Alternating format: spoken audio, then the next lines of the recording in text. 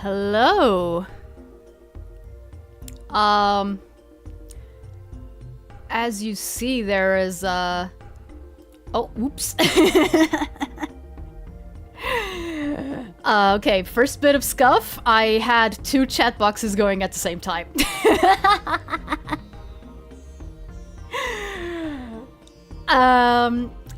Okay, so, as you can see, we have, something already a little bit different.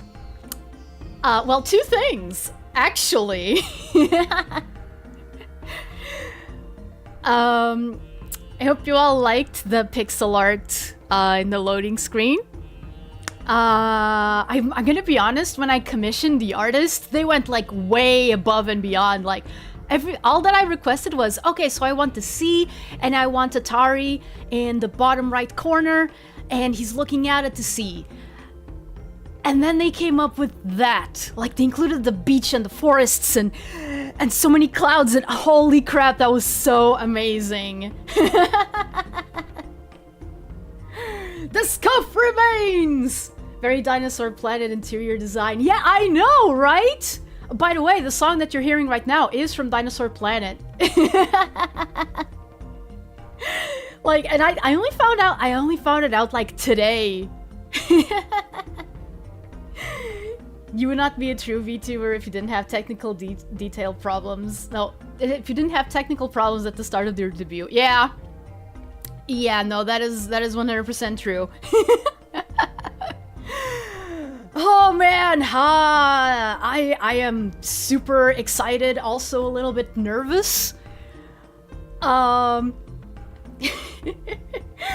so glad all you guys could make it. Like, I definitely dropped the ball when it comes to hyping this up.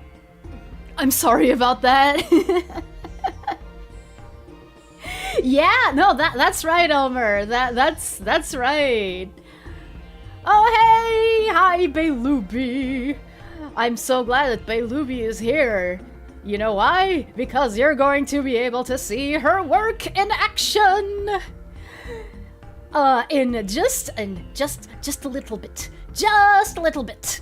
There was something that I wanted to say before I began the reason why you're all here. What was it? What was it? Damn it! I didn't write it down, and now I'm like, oh well, dang, dang it, dang it, dang it. Okay.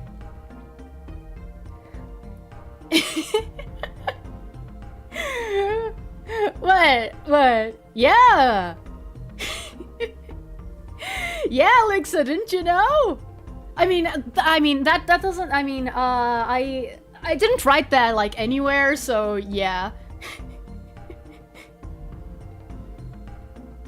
Oh! I didn't know that!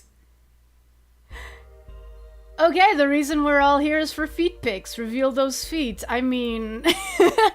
I mean, yeah, we're gonna start feet first, as is the regular VTuber tradition.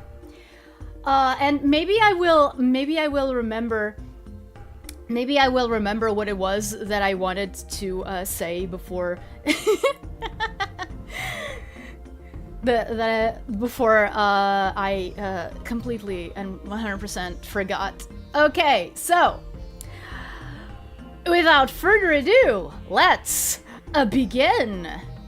Man, I hope not having OBS that doesn't mean that I'm going to mess this up. Okay, so let's start with. Oh my god, it's the feet! Not victory, the feet! What were you saying, Alexa? What were you saying about the feet pics? Here's some feet. Okay, I did change the design of my sandals a little bit. I think that this crisscross looks a lot better than what I had before, which was like, you know, sort of like the T thing. Okay, so, but let's not dwell on the feet too much. We all know how the internet is. Going a little bit further, you have these lovely, I don't know what they are called when they're like around the knees, but anklets. They're separate from the sandals, so if I take them off, I still have my legs all decorated and stuff.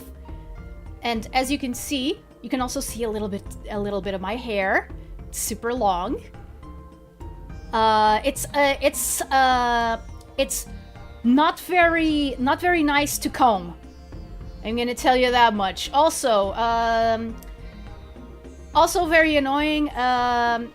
When it falls off and you start seeing white hairs all over the house, it's kind of annoying.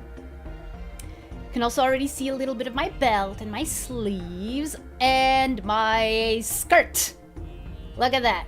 Oh, here we go.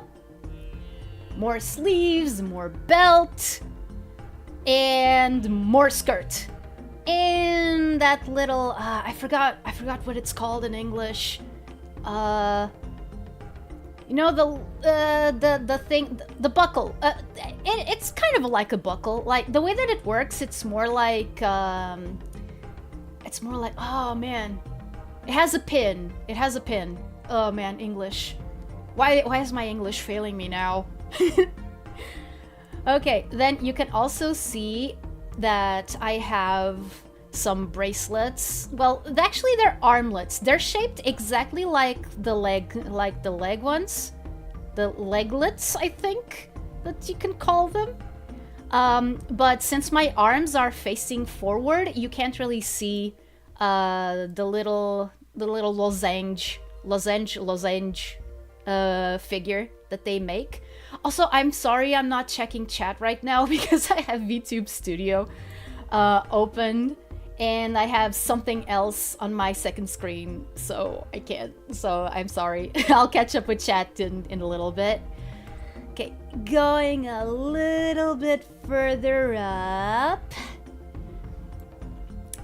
You can see that, well, now I have, you know, these these armlets as well, where the sleeves come from. That hasn't changed. Again, like, the design really hasn't changed all that much. The only thing that changed was the sandals. Oh, and I changed my hair a little bit. But you're gonna see that. You're gonna see that in a little bit. Also have this little sash that goes over my shoulder, which is a little bit more detailed than what I had before. Major props to the artist, who I'm going to say who it is, like, shortly. And well, I guess this is the part that everyone's looking for. Everyone's looking for? What the heck? What the heck did you say, Atari?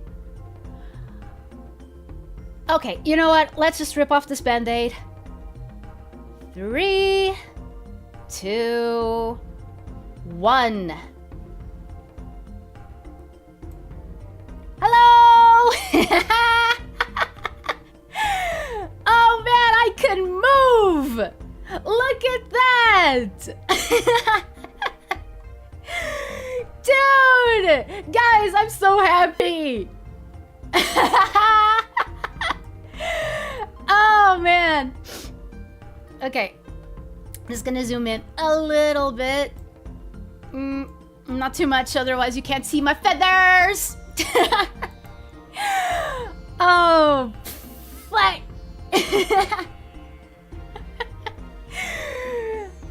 Oh! Okay. I don't even really know. I don't even really know what to say. All that I can say, I think, is like, okay, sorry, Luby, that my track kick isn't as good as yours. As you can see, like, when I'm smiling a lot, like, it's hard for my webcam to pick it up. I can't believe it. I can't believe that I'm finally sharing this with you guys. It's been ready since, like, oh man, when was it? I think it's been ready since April. And then, like, wow. Thank you so much, Luby. And thank you so much, Neyuse, my mama. Yeah, as you can see, not much has changed. The only thing that has changed was the drawing style. Yeah. My feathers are on fire, what? Oh, fuck, oh crap.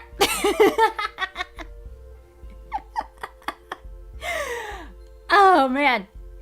I am so looking forward to actually start playing video games and showcasing all my weird facial expressions. Well, maybe not all of them, because that would be impossible.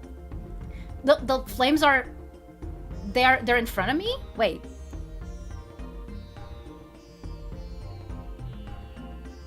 What the heck? Oh! Yes, they are! Yes, they are! Okay. Oh, gonna fix that. Gonna fix that in a little bit. There you go! PNG no more. Yep. The PNG has served us well. And... he was nice. He was nice, but man... nothing... I mean... yeah, so much we joked about your outfit being flaming. Oh! See, I told you that I wasn't that I wasn't gonna be able to see it. Ah! Wow! Now we can see the shock in real time. Yeah, yes indeed. Oh, and I have thank you, Frank. And I have a couple more things to show you. Okay, so first off, you might have noticed that my silhouette had something that I am not showing right here. And that is... That's why I said you were casting spells. See? See? I may be able to move right now, but the rest hasn't changed. The rest hasn't changed. We are still scuffing over here. Oh, one thing that Luby did that I absolutely love. I mean, like, we haven't known each other for very long, but oh my goodness, how did she know that being able to make the DreamWorks face was a thing that would be in character for me? Like, I seriously don't know. Like...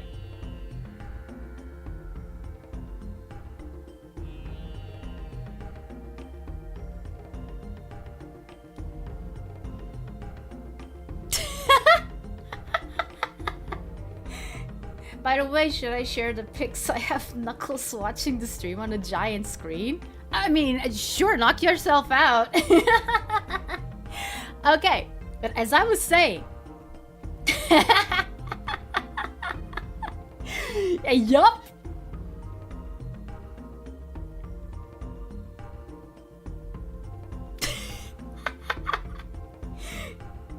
Yup, I can do the DreamWorks face.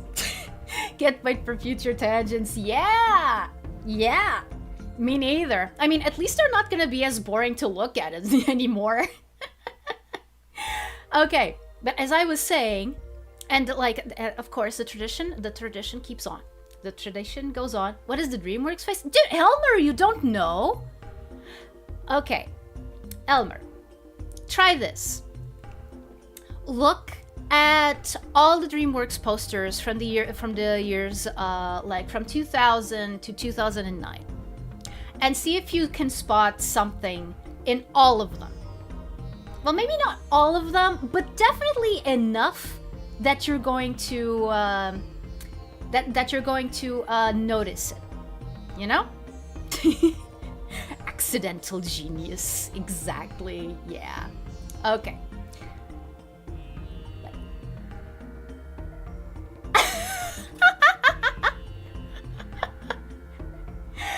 You didn't! Oh. Well, now you do. Now you do. But like, since I gave Zidane Tribal as a base, both to you and Neuse, for inspiration, you shouldn't be too surprised. Okay, but yeah, as I was saying, there is something else that I had to show you. And one of them, like I said, oh, right! Do you see that? I have earrings!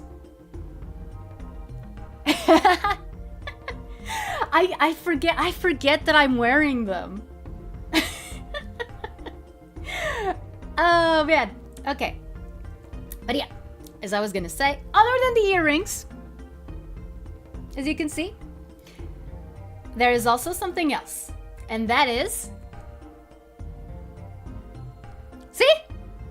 I have my stuff now!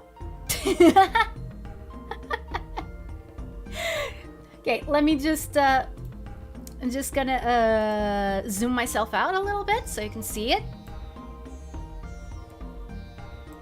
See? My staff! My staff with the Tear of Tides encrusted in it. If anyone's wondering, the Tear of Tides is a piece that was broken off of the Eye of Tides, which is the crystal that gives Atlantis its power. And since I am the High Priest, also known as the Grand Shaman, because my duties are more similar to a shaman than a priest, well, think of it as like a male Miko, you know? I get to wield the staff. I'm not the first person to wield it, and if anything happens to me, it'll go on to the next head shaman. Head shaman, grand shaman, we're still not too clear. Like, different people have different names for it. Like, nothing is actually officialized. So yeah, and I use it in ceremonies to help me channel spirits. Also, it creates an awesome light show, I gotta say. Speaking of light show, something else that I'm gonna show. Yeah, speaking of light show, ha ha ha ha. Let's see. This calls for a promotion! Yeah! So yeah, not only have I got my staff, which is covering you up, guys. I'm sorry. Okay. Oh, dang it. Wrong chat box. Go up. Ah, there you go. Pretty lights, yeah. Speaking of pretty lights, how should I approach this? Oh hey, I think I feel some spiritual presence around. Let me see if I can get it. Oh yeah, they're among us. They're like the sussy imposter. They're among us. Do they have anything to say? Watch Atari's streams, please. He's really nice.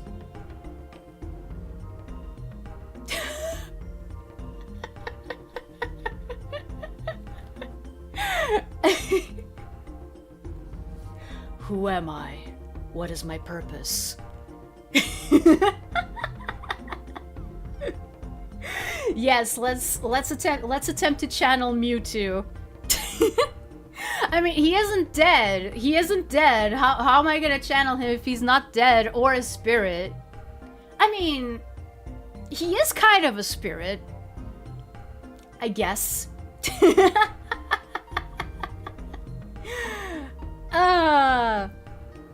But yeah, I also have the mystic eyes.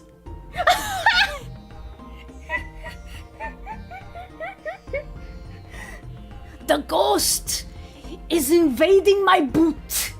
It's trying to control me. Help! Bleh. Bleh.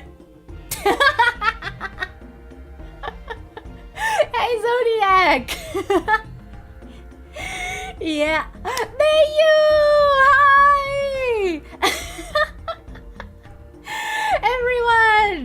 Everyone, here's Mayu, the artist, who drew everything that you're seeing here.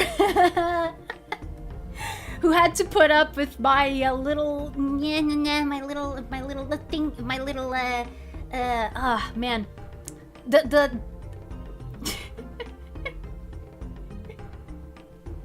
mother. Yeah. Oh, really? Oh, really, Antonio? Well, happy birthday! Please, mister, don't barf on the floor. Oh, man. Dude, I am so glad. I am so glad that you're here, Nayu. Like, I don't even know what to say. Oh, dude. It's the whole family reunion, yeah. Oh, man. Okay, I think that's enough spiritual channeling for now. Also, you got both your VTuber parents watching. Better be on your best behavior. Oh, yeah. Yeah, I should. You know what that means? That means that I should immediately start swearing.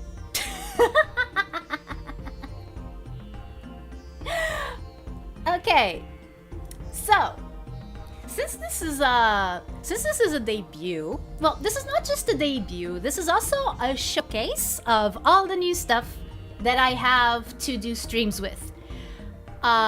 People who were here from the beginning also saw my new stream loading, my new loading screen.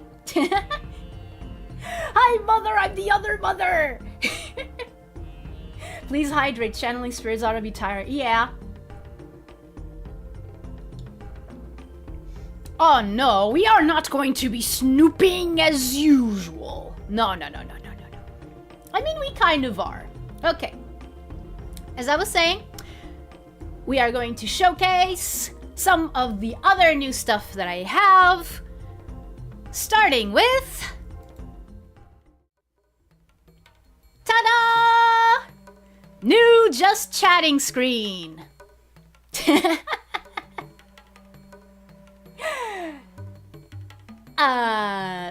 So yeah, this is one of the things that I'm gonna be using for, oh man, I forgot. Okay. The temple background, the temple background was made by Moirin. I mean, I have a full credits list. I have a full credits list on my upcoming PowerPoint presentation. So I don't think that it's too bad if I forget. But I really didn't mean. I really didn't mean to forget about it. So yeah, this is gonna be one of my Just Chatting screens. One is the temple, the other one is coming up. Very demure. What do you mean? Wear a big stick. I have a big stick right here. We want me to bonk you with it? You want me to bonk you with it? It may not look like it, but it's very sturdy. It survived for, how many years? I think like, at least 3,000 years. So yeah, if the stick can survive all of that time, I am pretty sure that it can bonk you and still be in one piece. Atari walks silently. Yeah, I mean, just look at, oh, right. One thing that you might have noticed is that the transitions haven't changed because I like them too much. I think that they work perfectly. I'm not gonna need any new ones, at least until I have enough money to like commission some really amazing transitions. I don't think I'm gonna change them. Almost as old as me. Hi! Hi anyone who's coming in. Hi Cyrillic name. Sorry that I keep calling you Cyrillic name. Okay, so this is gonna be the Zatsu screen. And of course, we have a Zatsu screen. We also need to... So this is what it felt going from Sonic 3 to Adventure. I mean, yeah. Oh, well, on one hand, yeah, but there's some people who would say that going from Sonic 3 to Adventure, you lost a little bit in the animation because you went from sprite animation to 3D, and they're very different disciplines. And look at that, we're already going on tangents. Like I said, nothing actually changed.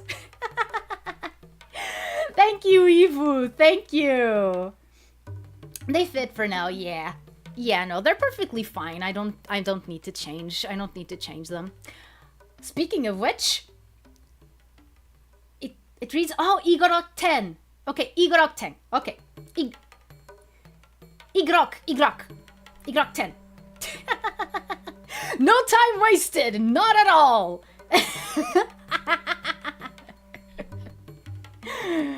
I mean, let that be a showcase. If you're watching me for the first time, yeah, that is a regular occurrence. That is 100% a regular occurrence. Do not be alarmed. It happens a lot. Okay, and now, speaking of the transitions, we're gonna see them again. You know why? Because... whoop! Oh! Well, look at that. My staff is cut off. But yeah, this is going to be our gaming screen going forward. You grok. Oh, okay. Sorry. Sorry, I mispronounced your name a lot of times. Thank you. Small Atari, yeah. I mean, I don't know, but if I was a viewer and I watched this and I watched a VTuber playing a game, I wouldn't want the VTuber to take up too much of the screen, because you should say we just dove right into the stream. Maybe, yeah. I get it because water. I mean, yeah. Let's Plays, cool, yeah. I mean, I've said it before, but Let's Plays were like my original inspiration for wanting to do something like this.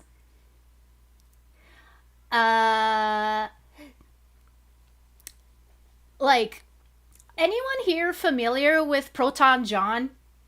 He was my original inspiration. What's the bottom left corner for? Probably my logo. I still haven't decided if I'm gonna put something there yet. Thanks, Sivu. Okay, see you soon. Okay. I think I might I found my Johnny. Where?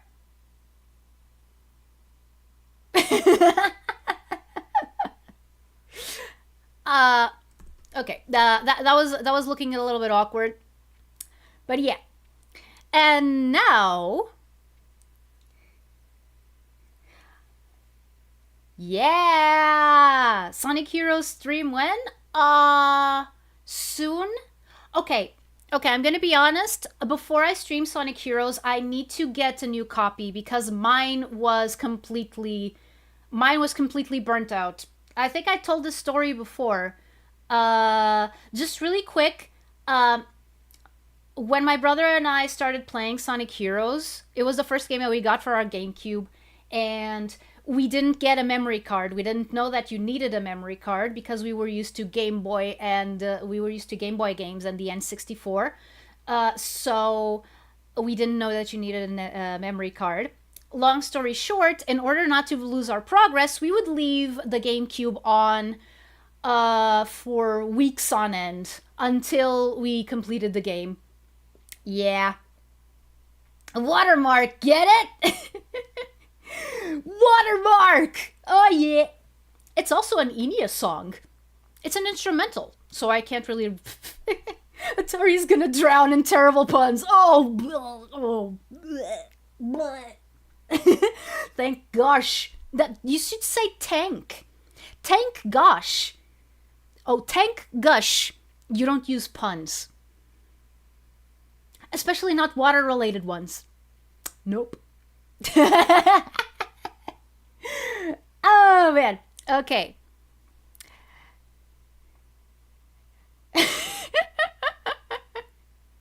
Yes. Yes, I did that with all the teams, Evu. Yes. And Mr. No barfing on the temple floor. I mean, we try to tell people that, but they're some people are just so inconsiderate, you know? Talk about an overboard of puns. Oh man. Okay, we need to go to the next screen. Burning hot GameCube. Yeah, that's exactly what happened. So basically what happens is that since I know that the PlayStation 2 port is not as good as the GameCube version, I need to buy the GameCube version again. And that's basically it. Which means that Sonic Heroes, yes, it's on the horizon, definitely, but not like, probably not this year. Probably not this year because I have other games that I have like in front. Even like other games that I still need to buy to stream that I want to play before I play Sonic Heroes. Like, for example, Sly Cooper. Sly Cooper is a game that I still want to see if I can get. The only problem is that it's a little bit expensive. Thankfully, I am going to have a job.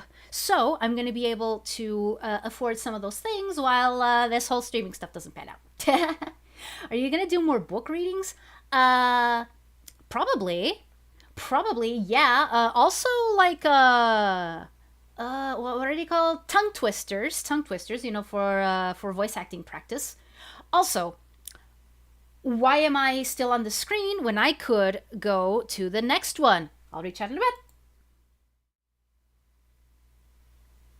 And hello, welcome to my humble abode. I told you that the temple screen wasn't the only one. What do you guys think? Pretty cozy?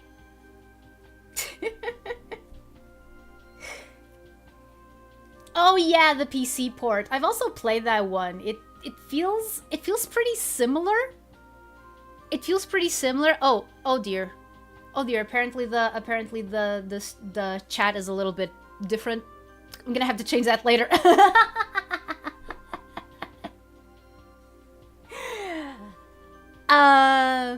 Yeah, here we go.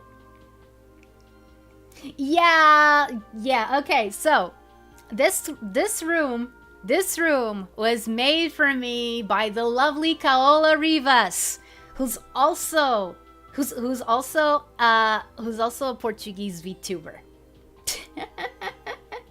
Yeah, no, the reason why chat is barely readable is because I forgot that I have 2 chat boxes running. And this one, and I forgot to change this one. Actually, let me see if I can do that like really quick. Like, okay, the properties.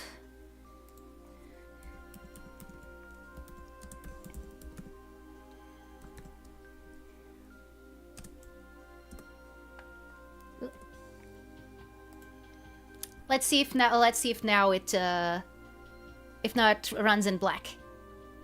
So we can actually read it. Final Fantasy IX! Yeah! Oh yeah, there you go. See? Now you can read.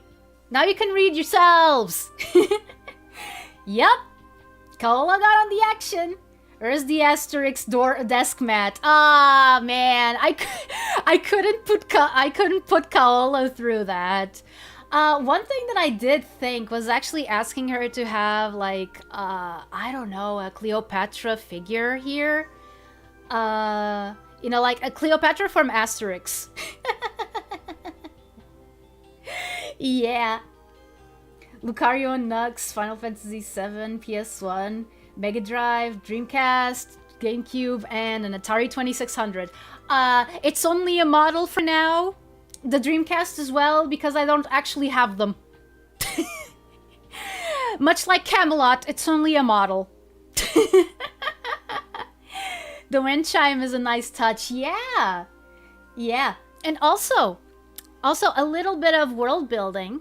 Okay, so every crystal that you see, like, there's also one behind me. Behind me. Okay, but you can't see it. Okay, where is it? See? There, on my, on my bedside table? Yeah. An interesting thing about Atlantis is that we have a lot of these crystals popping out of the ground because of the influence of the main one. So basically, all of these crystals, we use them for a lot of different purposes. Since they like emit light and energy, they can be used for a lot of different things. But most uses are usually related to just, you know, decorations and light sources. But you can also harness their energy to create like electricity. So yeah, Atlantis has electricity. It's just powered by magic crystals. Pretty sure you've seen that before.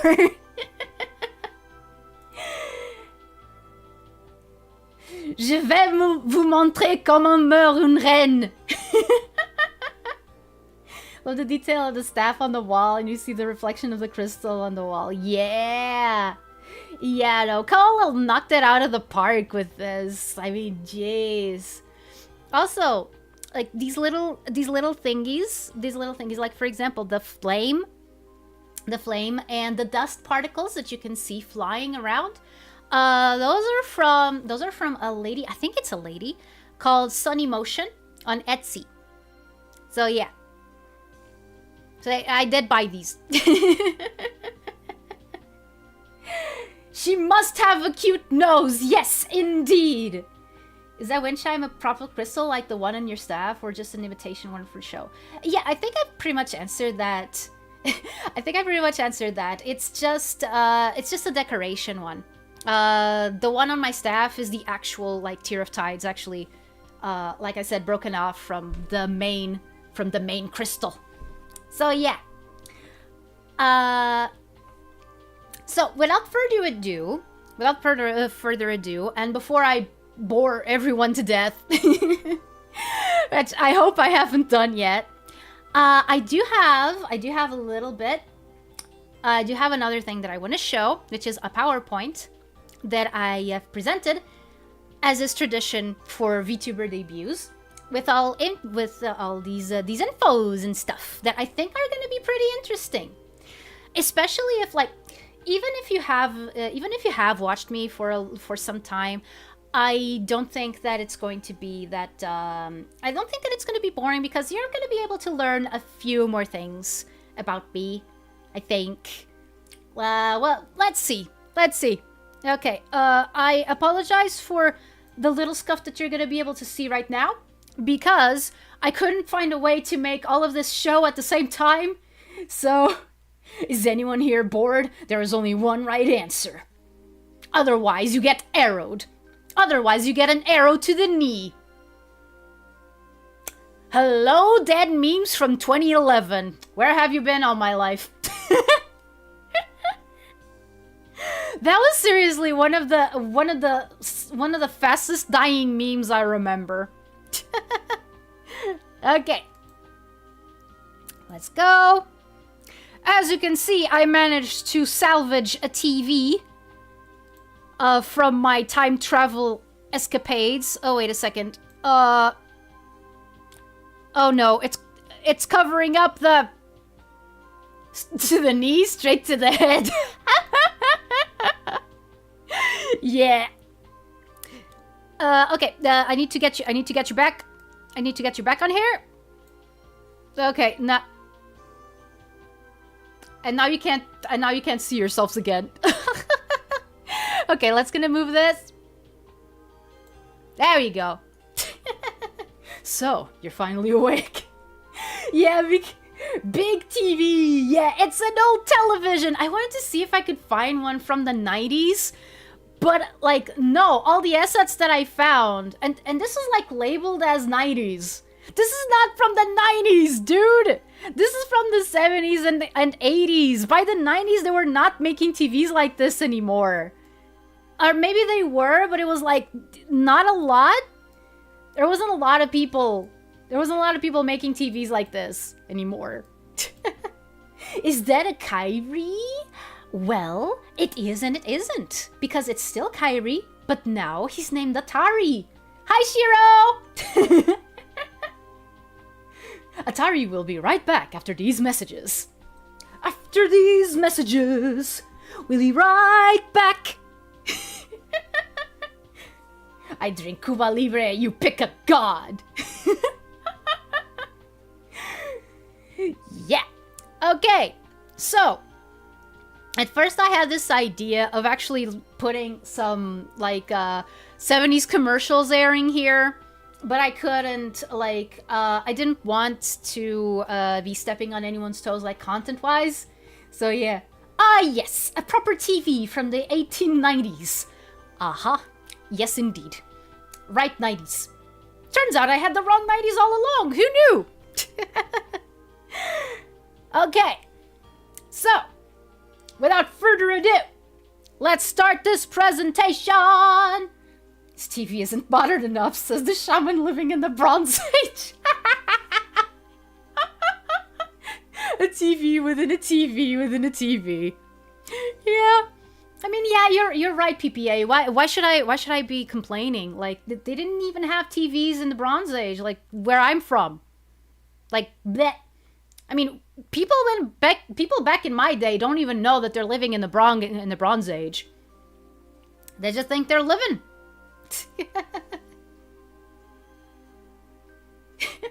That's all right, Shiro. Take as long as you need. Take as long as you need, dude. Oh, yeah. No, like these TVs, like I had one like this, but it was like in black and white. Yes, I am moving, Deosreya. Hi. Yeah, no, don't duck with the fox. Yes, I have learned that, Johnny. Thank you. Okay, and now, without further ado, and without tempting myself to any further tangents. Who told you that? You mean they also live in the Matrix? We don't know. We don't know. Woo! Actually, that's the part. Okay, just this one small thing before I actually move on to the presentation. That is the one thing that I was kind of disappointed about not being able to make for this stream, was not being able to put in like anything lore related, because like a lot of stuff happened during the time that I had to prep for this, and I just didn't have enough time, which really sucks. But then I realized, you know what? Just because you don't do it now doesn't mean you can't do it later. Sure, it would be nice. Sure, it would be nice to have it ready for your re-debut itself, but you know, that's not really needed. You know, you can always do it later. Like, there's no rush. Ah, dang it! No! What are the cats? What are the Kiva? No! Well, everyone, it was nice knowing you. It seems I know too much and will now cease to exist. No, Alexa, come back! Don't go into the light! Especially not if it's blue. Gotta support the siblings. Heck yeah! Heck yeah! I also gotta go and support you and all the other siblings as well. What goes around comes around, am I right? The cats are back, yeah! By the way, fun fact. Remember, like, a few weeks back on Twitter, I said that we were fostering a kitten? Well, turns out we're not fostering him. Turns out he's ours now. We have 4 cats. Let's just start this.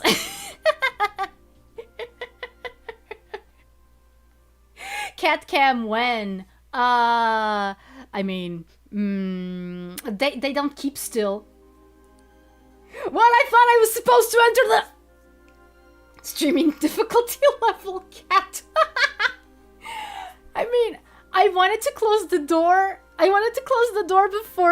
Before they came in, but it turns out that 2 of them were already in. The cat redistribution system is working as intended, I see. Yes.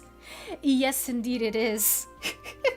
By the way, the new little guy is named Rocky. He's, I don't know if he counts as a tuxie or a cow, because he has a lot of black, but he also has a lot of white. So, yeah. Hi, Ryuji! Yes, you still got to see the debut. And I think that it's gonna run a little bit longer than 1 hour, which is what I thought it was gonna run. But I think that's okay. That's fine. Thank you! Thank you so much for being here, dude.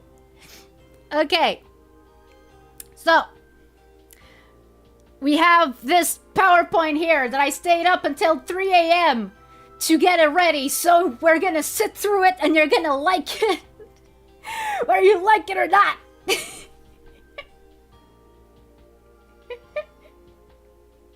The house belongs to the cats now, I'm afraid. Believe you too, so it didn't used to belong to them. I mean, yeah, no. Back when it was just one, back when it was just the good old Mitzi, the house already belonged to her. Now she's just sharing with 3 others of her species. Rocky liked the boxer. Actually, Rocky liked the character from Lackadaisy.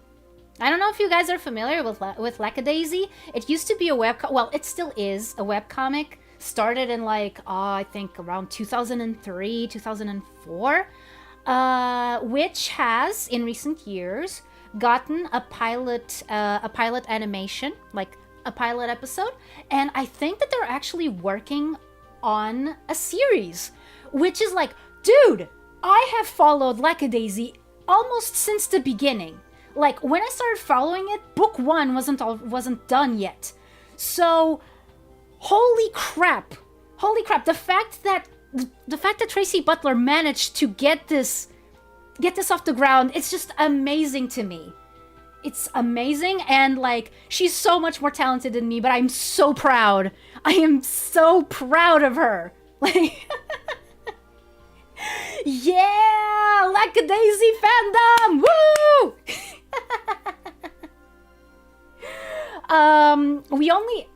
Elmer, we only remembered Rocky the Flying Squirrel afterwards. We went like, oh yeah, that was Rocky and Bullwinkle.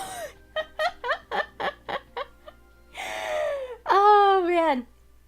So yeah, I still want to see if I can get like a piece of merch, like a plushie or something, because oh my god, the character design is so cool.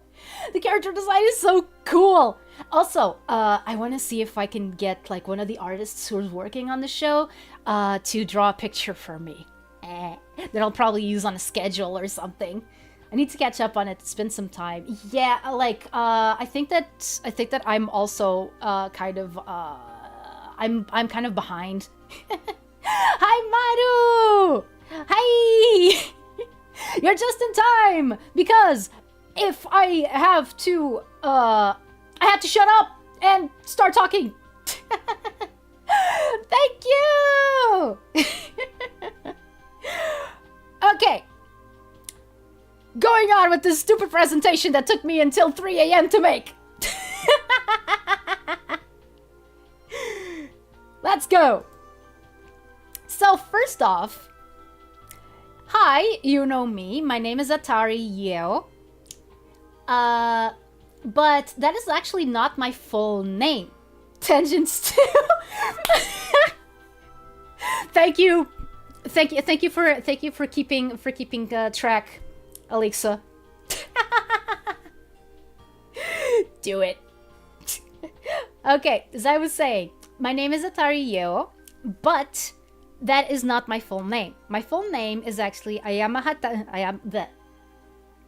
My full name is this word I cannot pronounce. Atariyeo. And it basically means Hetari is the male version of the word for emerald, which is Hetare. But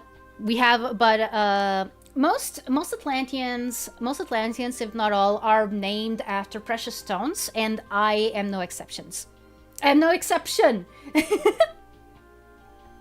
Wait, let me talk about cults and make it 3-0.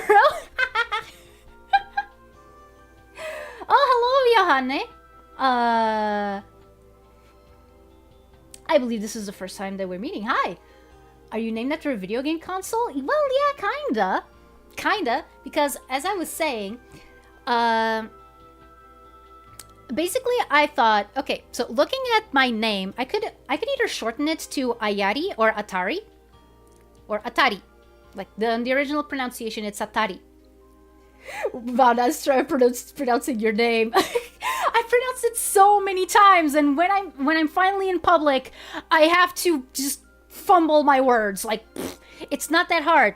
Hetari. It's not that hard. Did you say Chaos Emeralds? I mean, yeah, that was kind of fortuitous. That was fortuitous that my name ended up being connected to that. Now, wasn't it? And Yaorera is a concept that, if you're Portuguese, you're pretty familiar with it. It's saudade. It means saudade. So, in other words, my translated name would be Emerald nostalgia, kind of. Like the actual word in English for saudade is desiderium, I think. It's a real word. It's a real word. Look it up. My mind went to the Master Emerald. As it should. The best of all the emeralds. So yeah. And as you can see, we have a little bit of a showcase of Atlantean writing right here. Emerald Longing. Yeah, that's there you go. I think that it's a fitting name for someone who specializes in like in retro games and retro consoles and stuff. Yeah, nostalgic emerald. Let's put it like that. Even though my color scheme is not exactly reminiscent of emeralds, but there are some emeralds that are pretty close to blue in color. Like they are not actually blue, but they are blue. Like, just glad my parents didn't name me Topaz. No, commit to it. Say it in full every time. Okay. Ayama hetari yeorera. Ayama hetari yeorera. Oh my god, what was that? But yeah, also just a little taste of what the Atlantean language is. Hello, Inochi. Welcome. Hoot afternoon to you too. Gesundheit. Oh, thank you. I really needed that. Okay, next slide, please. Thank you. Topaz, you mean the character from Honkai Star Rail? Oh, wait, there's a Topaz in Honkai Star Rail? I didn't know. Huh. I mean, Topaz is a pretty name in English. I don't remember what the word for topaz is in Atlantean. Okay, let me check. Let me check.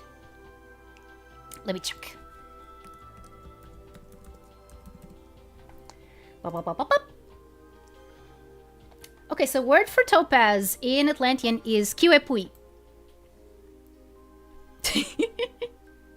So basically, if there was someone called Topaz Longing or Nostalgic Topaz, it would be kiwepui yorera.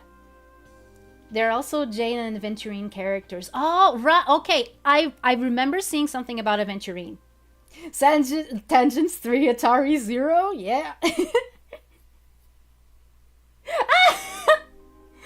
Inochi, that pun was howl. Yep. But yeah.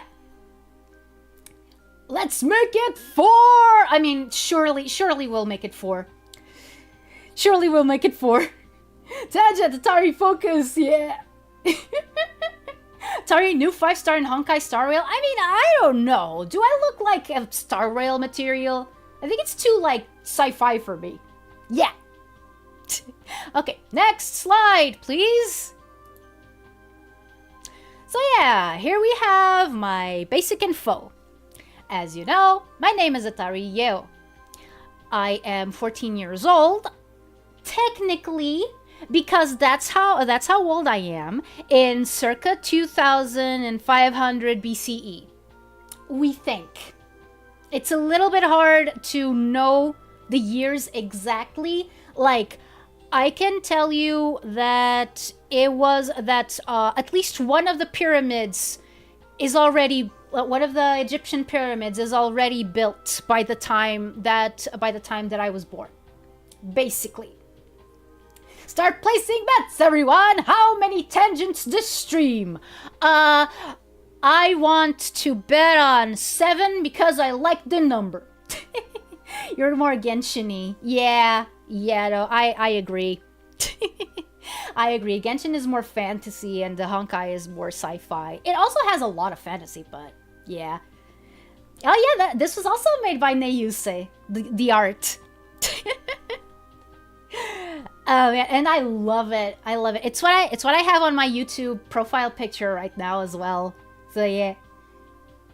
If you follow the rules of time set in Doctor Who, we'll never know how old you actually are. Yeah, no, like, and also, it doesn't help that ever since I was a little kid, and this is factual, this is like 100% factual, I am not pulling your leg. every like not even if I discount the lore. Not even if you discount the lore, this is 100% factual. Ever since I was a kid, people have told me that I'm an old soul. So, make of that what you will. I don't think I was ever actually 14. I think I was always older than 14. Yeah. 7 Lights and 13 Darknesses, Kingdom Hearts. I like drinking, but I like my liver more. Thank you. As you should. Yeah. So, yeah. My birthday is on February 1st. And that is actually my birthday. Like, yeah, no, like, I'm low-key doxing myself. Question, would you actually turn 15 next February 1st, or do you keep being 14 due to time traveling shenanigans? I am still 14. I am still 14 because of the time travel shenanigans. I have thought whether I would be getting older, but nope. Nope. If anything, I think that my model now looks even younger than I used to be. Your soul is old, gets new sandals. I mean, I did, didn't you see? Same, but I think people just said that because the word autism hadn't been invented yet. I mean, yeah, that is probably true. Also, if you live in a place where reincarnation is a thing, that is a little bit more possible. Forever Tiny, yeah. Yeah. Speaking of which, I am 107 centimeters tall, which is not too tall, but not too short. At least not for someone who's 12. I'm not 12, I'm 14! I have been 14 for the last 5,000 years! Oh damn, New Around is actually a strategist. You only realize now! Okay, my zodiac sign is Aquarius, which is fitting for an Atlantean. Though, there's a lot of people in Atlantis who are not Aquarius. It's just so that I am. My soul is new and old. I adapt to new technologies, but I prefer a lifestyle closer to the good old times. In other words, I can't relate to my generation. Oh yeah, no, I understand that feeling. I understand that feeling, Elmer. Again, like I said, people have said that I'm an old soul ever since I was a little kid. And when I say a little kid, I mean like when I was at least 8? I think I've heard that ever since I was 8. So yeah. Does that make you older or younger than me? Oh man, I have no idea. I think it depends how you want to measure time.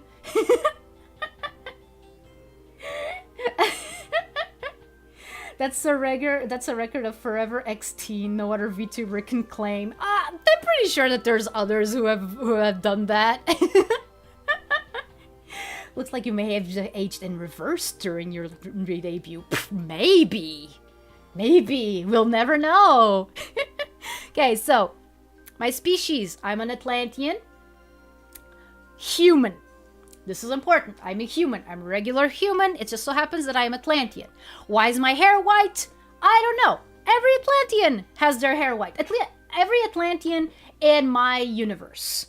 There's other versions of Atlantis where their hair is not white. Even other places that are based on Atlantis where people's hair is not white. It just so happens that in my version of Atlantis, in my universe, everyone's hair is white. But I have a feeling it wasn't always like that. If I'm gonna drop a little bit of a little smidge of lore, it wasn't always like that. At least it's the feeling that I have. Call it a hunch. Because white hair is cool, obviously. I mean, yeah. That was one of the things that I loved the most about Disney's Atlantis. Like, dude, they have white hair. That is so awesome. Because theoretically, I'm also time travel shenanigans. Oh god, this hurts my head. Don't think too much about it. Your brain can handle it. Mine can't handle it. No one's. Rearranged my shampoos and I used the wrong one. Actually, another tidbit of lore for Atlantis. A lot of the higher class, and even some of the lower class, the ones that can afford it, sometimes what they do in order to zhuzh up their white hair is like they dye the tips of, you know, various different colors. Also, I know that like my eyes are blue, but they didn't always used to be blue. They only became blue once I became the Grand Shaman. Because when you become the Grand Shaman, you become intrinsically linked to the Tier of Tides, and through that to the Eye of Tides, you know, the big crystal. So that's how my eyes became blue, and that's why they're such a vibrant shade of blue. They used to be brown. I can lore the complications later, yeah. Anyway, white hair, cool. I blame my people for altering the timeline. What did your people do? So yeah, a little bit of lore there. My eyes didn't always used to be blue. Great Saiyan and Super Shaman. Wait, not quite. Okay, and speaking of which, my occupation, I am an oracle. Yeah, the word that we usually use in Atlantean is oracle. Like, you know, the major oracle. I only use like the words like a grand shaman and a high priest in order for it to be easier to understand, because I've just thrown the word oracle around. Like, I don't know if you guys are familiar with the Oracle of Delphi, but that's pretty much a regular activity that we do like every month. It depends on the moons, because again, I am an oracle of the moon goddess, Hayawatalari, who is a bunny. She's a bunny. She's a white bunny with white hair. A rabbit on the moon, you could say. She's also not the only goddess. She's also not the only goddess in the pantheon. It's just that the moon is like super important in Atlantean mythology. Like, that's where all the gods live. And Hayawatalari is kind of she's not like on the moon. She's not the most important, but to us she is. Of course, the moon god is a wabbit. Yup. Do you decapitate chickens to get things started? No. No, we don't.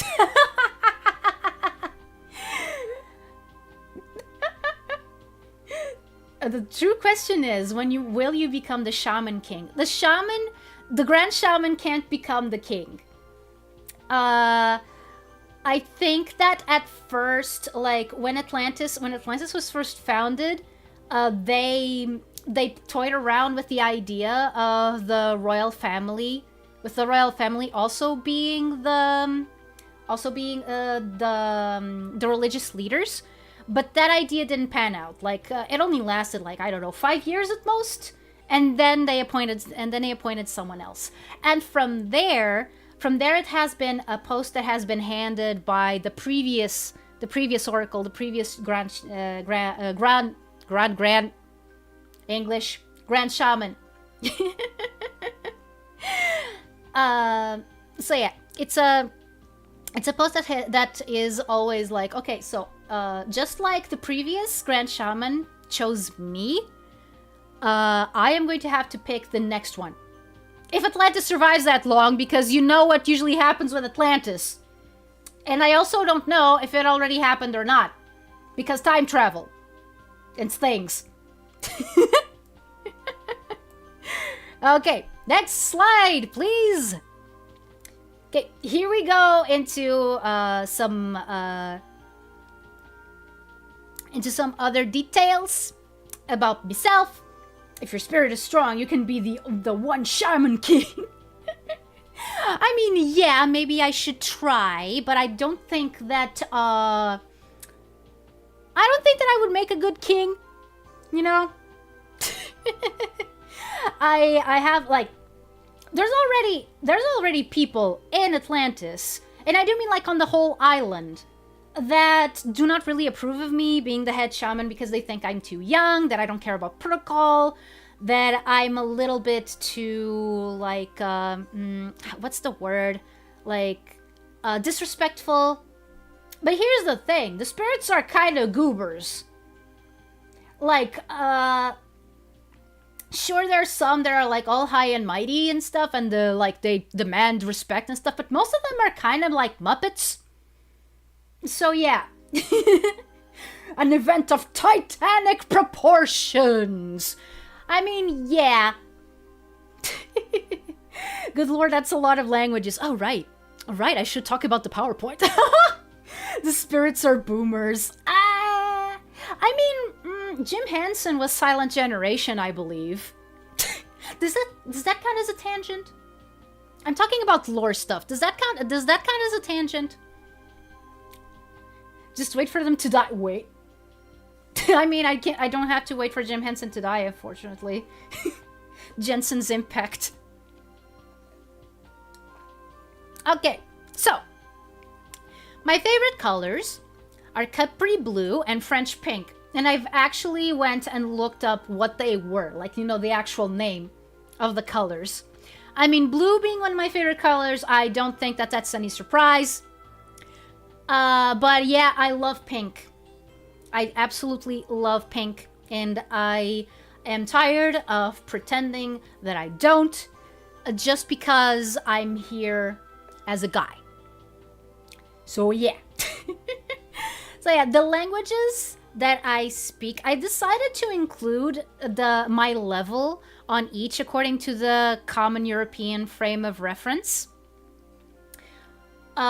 Which are like, you know, like for example, the Cambridge University does these tests, these standardized tests, to know like at what level you are. Like for example, my English level is C2, which is the highest level that you can get. But I had to take a test, and I had to study for months before I could take it, because it's like it's the hardest. It's the hardest possible test you can ever take for the English language. You like blue? I cannot see that. Yes, there's a French pink. French fries, now French pink, yes. Oui, français, c'est fantastique. Plus souvent, s'il vous plaît. I actually have to brush up my French. As you can see, like my level is like low intermediate. You know, like because the CFR goes from A1, A2, B1, B2, C1, C2. So yeah, A1, so A being beginner, B being intermediate, and C being proficient. So yeah, I am C2 without having tests. Yeah. Now, the reason why I took the test was also for, you know, like job perspectives. So that I was, you know, so I actually had a paper proving that I had the level of English that I had. So yeah. And I decided to include German as well because I did take it in school. I barely remember it though. Like, if I read a German text, there are some things that will come up to me. And if I had kept at it, my level of German would be a lot higher than it is. It's just that, like, I forgot most of it. There's two languages that I also know the basics of, but didn't include because I forgot, like, if I forgot German, those two I forgot even harder, which are Mandarin and Arabic. I do have a year of both of them, but I forgot, like, everything. I can't read anything in those languages now. I don't remember almost any of the words, only like the most basic stuff, like hello. I don't even remember how you say goodbye in Arabic. Haha, gomen, chan. I had C2 on your. Oh, right. I dropped out. I dropped out of university. That's why. Sehr gut. Yeah. Okay, Johnny. Okay, Johnny. I'll probably still be here for a while. Gonna try to go a little faster with these. Okay, so some of my hobbies. As you know, I like drawing. I like collecting stuff. I collect dolls, vintage toys, and physical media. As you know, I'm also collecting consoles right now.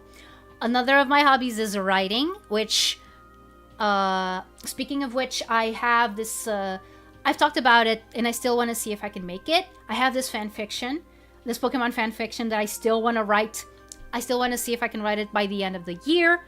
Depends on how hard it'll be, because it's been a while since I've actually written hard in any capacity. I also want to see if I do that in preparation for one of my goals, which I'll talk about in a bit. Okay. Okay, that's perfectly fine. I knew that if I kept this going for too long, I knew that if I kept this going for too long, that some people were gonna have to leave to go have dinner. That's perfectly fine. Vod is still here, and hey, eating is important. Voice actors rise up. Yes. Yeah, so 2 fun facts about me. I'm an aspiring voice actor. I've had a casting call this last week. Actually, it was one of the reasons why I didn't have why I had to be up until 3 a.m. to prepare this. It was the tangents. I know. I can't escape them. Oh man. But yeah. How's voice acting going for you, though? Like I said, I went to a casting call this last week. I still don't know the results, though. And like I mentioned on Twitter, I'm up against industry veterans, so I'm not expecting much. But, you know, you just keep going and keep doing, and, you know, you never know when your opportunity is going to come up. Another fun fact is that I'm a published illustrator. There is a series of books out there that was illustrated by me. 5 volumes and 1 special edition, I believe. Yeah, there's already books out there that have my illustrations on them. Unfortunately, I haven't bet too much on illustration. I think that unless another opportunity comes up, I'm gonna pursue illustration mostly as a hobby, and not so much as, you know, a professional endeavor. And that's because drawing is kind of hard for me. Like, I think that one of the reasons is because I don't space myself. Like, I can be like drawing for like 4 hours at a time, and that's not healthy. One of the things that I want to do in future streams is get back into drawing. Use the streams as an excuse to draw. Because I haven't drawn almost anything in like a year. So yeah, next slide, please. Aspiring voice actor, you say? You might get a page on Wikidubs. I mean, yeah, but I would appreciate it if you didn't dox me, Elmer.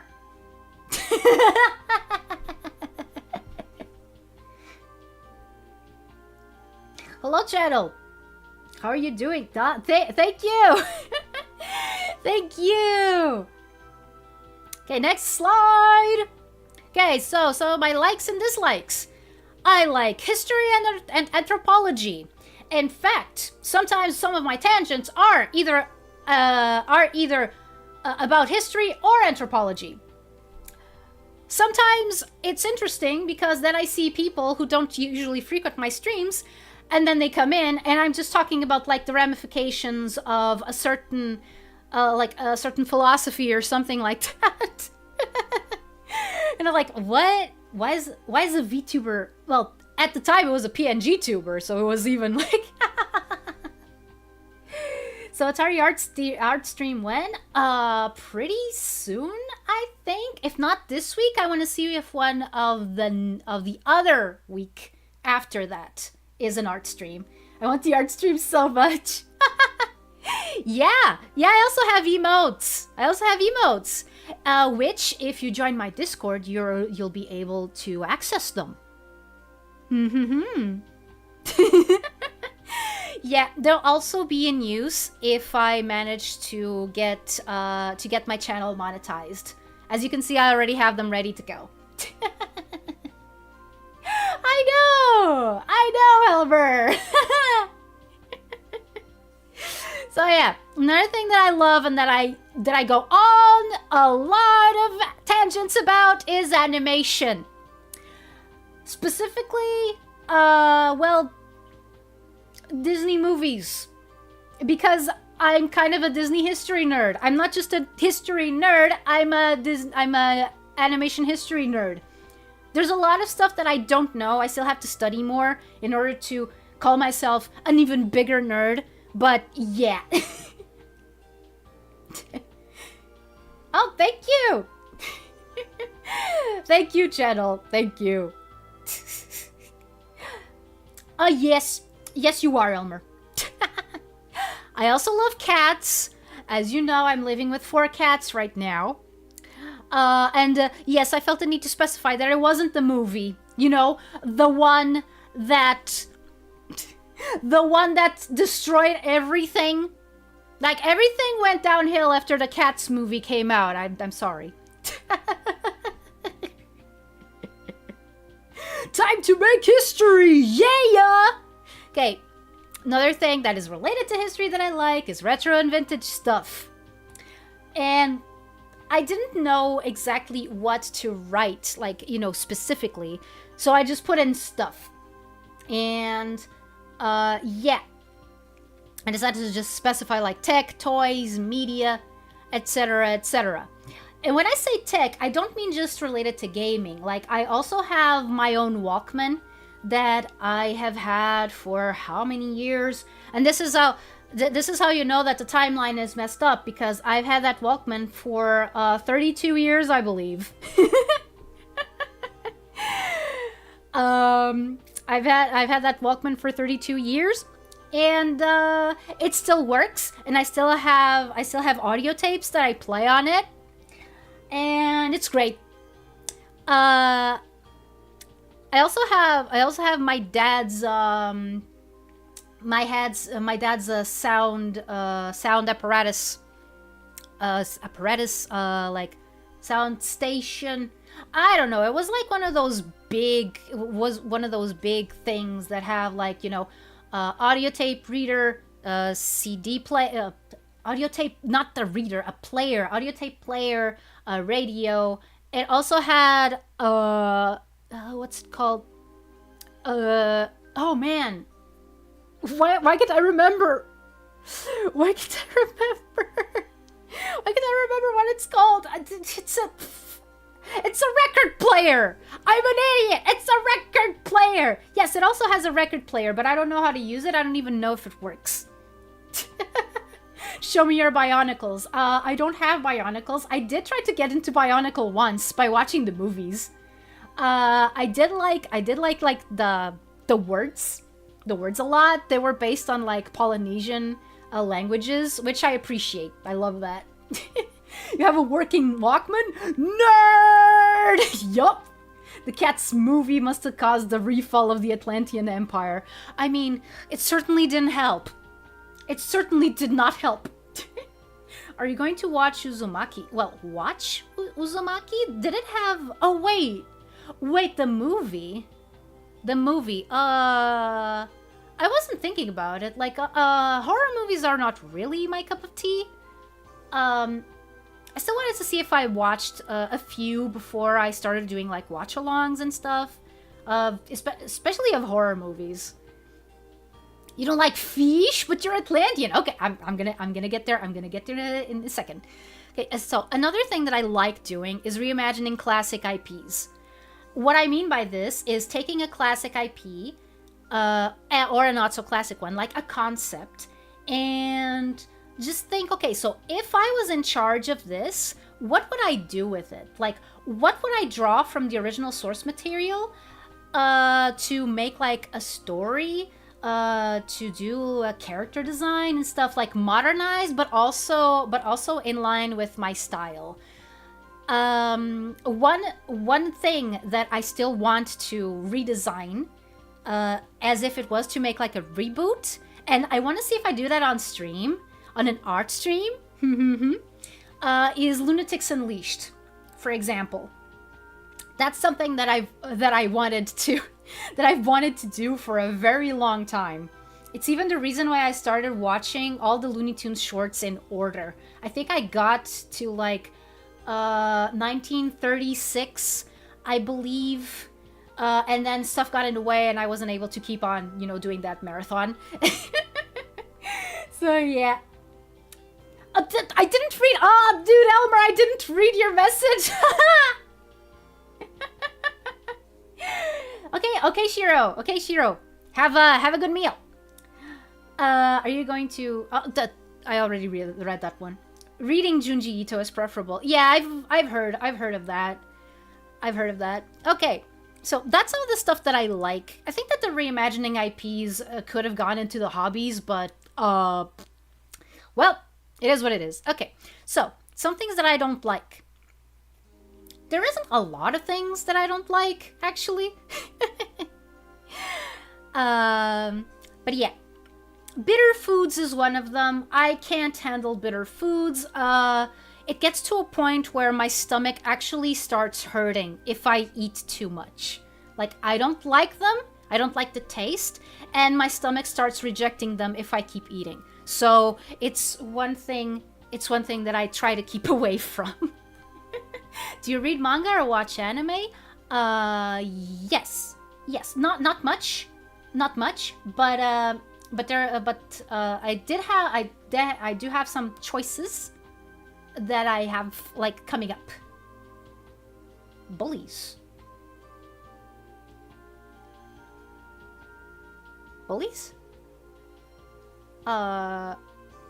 Sorry, I didn't quite catch that. But yeah. Going on. Fish. It's not that I don't like, for example, eating fish. I'm okay with I'm okay with eating fish. The thing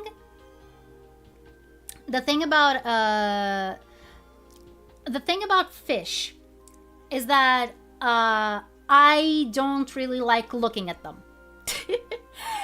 There was one time where I was doing research on what fish there are around Atlantis, and I thought that I could handle it because I was like, oh yeah, no, that thing of fish freaking me out. That was a one-time thing. I've gotten over that. No problem.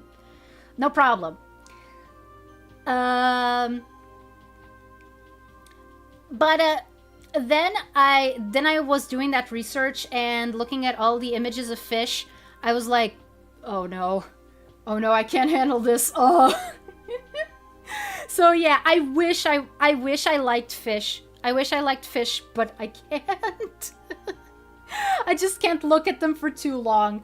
Also, in Portugal, there's this place called the Oceanário, which is where you can see a lot of fish. And I went there once, and again, I thought, oh no, like that thing of getting sick while seeing fish pictures for my research, that was a one-time thing. Like, no, I'm fine, I can see fish. And then there's like this giant moonfish. This giant moonfish that looks so ugly. I'm sorry for calling it that, but holy... yeah, I wasn't proud of... I wasn't proud of that one. And then, like... I wasn't proud of being like, oh no, like, I can't handle this, I gotta get out. At least I got to see the otters and the penguins. Oh, Finding Nemo is fine. I'm okay with fictional fish. It's the real ones I have I have problems with. Do fish make you feel queasy, or it's more a fear? It's more the queasiness. It's more the like, oh, I don't like this. It's okay, Atari. You may not like fish, but you are a fish. Thanks, Alexa. Thank you. But yeah, I wish that real life fish looked more like animated fish, because man, it would make my whole thing of liking the beach and stuff so much easier. Another thing that I don't like is cold weather, and that's because there's very little cold weather clothes that I like. All the clothes that I like to wear are summer. They're summer clothes. Like they all leave, you know, a bit of skin showing either on the arms or on the legs, and it's super annoying. Yeah, like when I'm at the fish part of like supermarkets and stuff, I'm always like, ugh, I don't want to look at this. Isn't Cthulhu the least of your worries? I don't know if Cthulhu has ever cared about Atlantis in my dimension.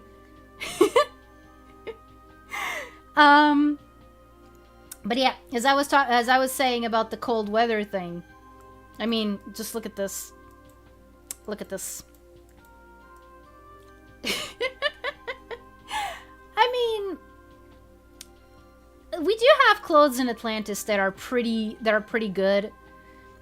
They're pretty good. You know, they don't look too bad, but it's very annoying when I have to walk around like in the modern day, and always have to compromise style for practicality, because what I like doesn't have practicality. Well, at least it doesn't when it's like 5 degrees out, 5 degrees Celsius out, and I'm shivering. But clothes get better the more layers you can add without overheating. I mean, yeah, that is also true. It's just that I haven't found a style yet that I like enough for layered clothes, because I've seen like that I like to wear specifically, because I know that there's like a lot of cool styles, but like here's the thing. I also am very sensitive to the cold. So in order for me to be comfortable in the cold, I have to have like 4 layers of clothing on. And then I feel like a sausage. And I hate it. The cold weather's gonna mess up my tan. Oh no! My tan! Oh! Cold weather is the worst. I can't stand not being able to move as freely. Yeah, you get it. You get it, weeb. If you were to go to Atlantis and be invited to the palace and found a ton of the fish welcoming you with the caramel dancing, oh my god. I mean, they do have fish on the royal palace, but in the royal palace, the most that you're gonna find is other humans. You're not going to find a lot of fish walking around. Sausage. Yeah. Okay. Next slide, please. I think it's the favorites one. Yeah, there we go. My favorite anime and my favorite games. Okay, so I don't know if you can see all that well on your screens. They look a little bit small in mine. So I'm just going to say, these are not like in order. This is not like these are probably my top 5, but they're not like in order.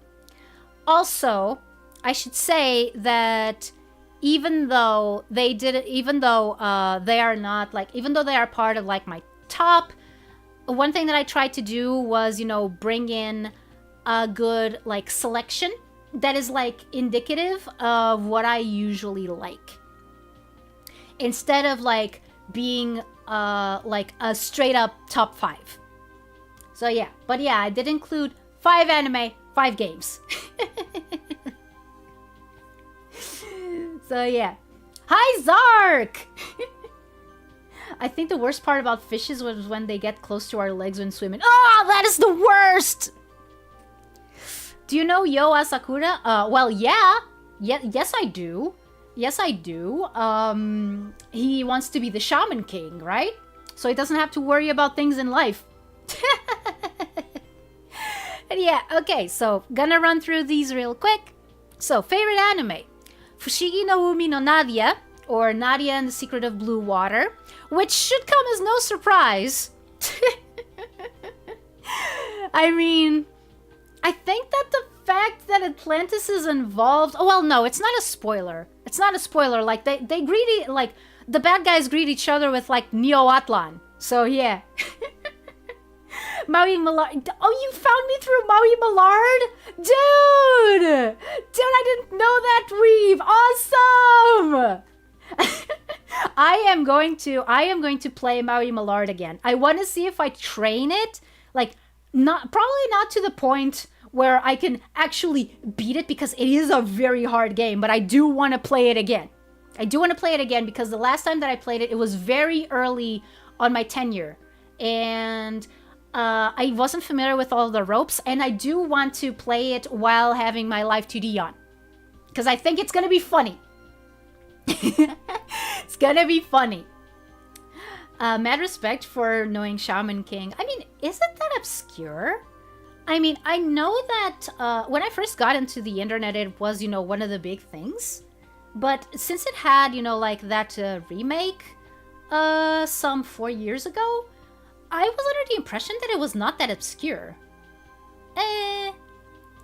What are your thoughts of Atlantis and Kingdom Hearts? I mean, I don't think that it's there. I don't think that it's there. Unfortunately. It would be a great world to have in Kingdom Hearts. But, I mean, why have that when you can have Pixar worlds, am I right? Heck yeah, sounds great. Awesome! Oh, wait, is it what the only time that Donald didn't play himself? Huh. Interesting. Okay, so next. Full Metal Alchemist. I usually don't include this on my favorite anime lists, because usually when I have a favorite anime list, I also have a favorite manga list, but filling a favorite manga list is a lot harder for me, because I don't read as much manga as I watch anime. But here, since it was, you know, just general anime, yeah, Full Metal Alchemist. I think that it's, like, I'm gonna be honest, I don't like the drawing style all that much. I prefer the drawing style of the 2003 show. But, the story in Full Metal Alchemist Brotherhood, since it's based on the actual manga, and the manga, I think, is an awesome work of literature, like, legit. I think that Full Metal Alchemist is one of the best works of literature that I have ever read. Like, no cap. And I barely use that expression. Oh, wait. No, you mean Atlantica. You mean Atlantica, channel of interest. The Little Mermaid world. Not the same thing. It's not the same thing, but I understand the confusion. The 2003 FMA Scars design is perfect. Just nailed it. Yeah, like I don't like how a lot bulkier the character designs are. Like, I mean, again, Hiromu Arakawa, awesome writer, awesome artist. But I don't like her drawing style all that much. I don't like her drawing style. The fact that I can enjoy Full Metal Alchemist and Brotherhood as well as I can with her drawing style showcases pretty much how good the writing is. It's like, it's awesome. Another show that I like, Cyber Team Inakihabara. This one, I'm pretty sure that a lot of people don't know. I only know it because it aired on this like Brazilian channel that aired in Portugal during like the early 2000s, and it was one of the first times that I actually had contact with the Japanese language because it wasn't dubbed. a lot of the anime on that channel were dubbed into Brazilian Portuguese. Not this one. This one, I think. What other anime weren't dubbed? I think this was one of the few ones who wasn't dubbed, actually. Because I was trying to think of other things that air there, like Evangelion, Saber Team Marionette, Soul Hunter, Petite Mini Goddess, The Adventures of Mini Goddess, Super Milk Chan, South Park, the best anime ever. the best anime ever, South Park. It also aired there. But yeah, if you want to know what this anime is like, just keep in mind that if you haven't, like, think of what you would get if you mixed Sailor Moon, Evangelion, and Pokemon. Like, at the same time. Like, you have... Actually, it's not so much Pokemon as it is Digimon, but Digimon hadn't come out yet. So yeah. So you have, like, the cute little mascots. You have the cute little mascots that transform into busty ladies who work kind of like mechs. But it also has, like, you know, this sort of magical girl vibe to it, which is why I say, like, you know, Sailor Moon, which is also here. Which is also here, by the way. Cory in the House's best anime, yes. But yeah. Okay, just real quick. Attack on Titan, I don't like it. I don't like it at all. One Piece, I still want to see if I can get into it, but I think I'm gonna read the manga because the anime takes way too long to get anywhere. Like, it's bad when there's like two chapters in each episode, and they have to draw it out. And like, as much as I love the voice actors and the animation, if I get into One Piece, I'm just gonna read it. DuckTales is the best anime because of TMS. Yes. Yes, indeed. TMS, by the way, is the same company that animated Sonic X. It also animated a whole lot of other things, like, I think that they're most famous for Lupin. For Lupin the Third. But yeah, they worked on DuckTales. So yeah, another one of my favorite anime, Tengen Toppa Gurren Lagann. This and Promare, I think, are the things that showcase my favorite drawing styles the most in terms of anime. I don't want to talk. I'm not going to talk too much. I already talked so much. And people wanna leave. Please don't leave. Oh right, they also worked on Adventures of Sonic the Hedgehog. Yeah. I don't think I've heard of Cyber Team before. Okay. I like Magical Girl with mech vibes. No. I mean, okay. If you're going to add Cyber Team Inakihabara to your list, do be warned. It's very stupid. It's very silly. I don't like it because it's, like an amazing work of art. I like it because it's cheesy as all heck. Cyber TV Nakihabara is, I'm not gonna say it's a good anime. I like it a lot, but it's not good.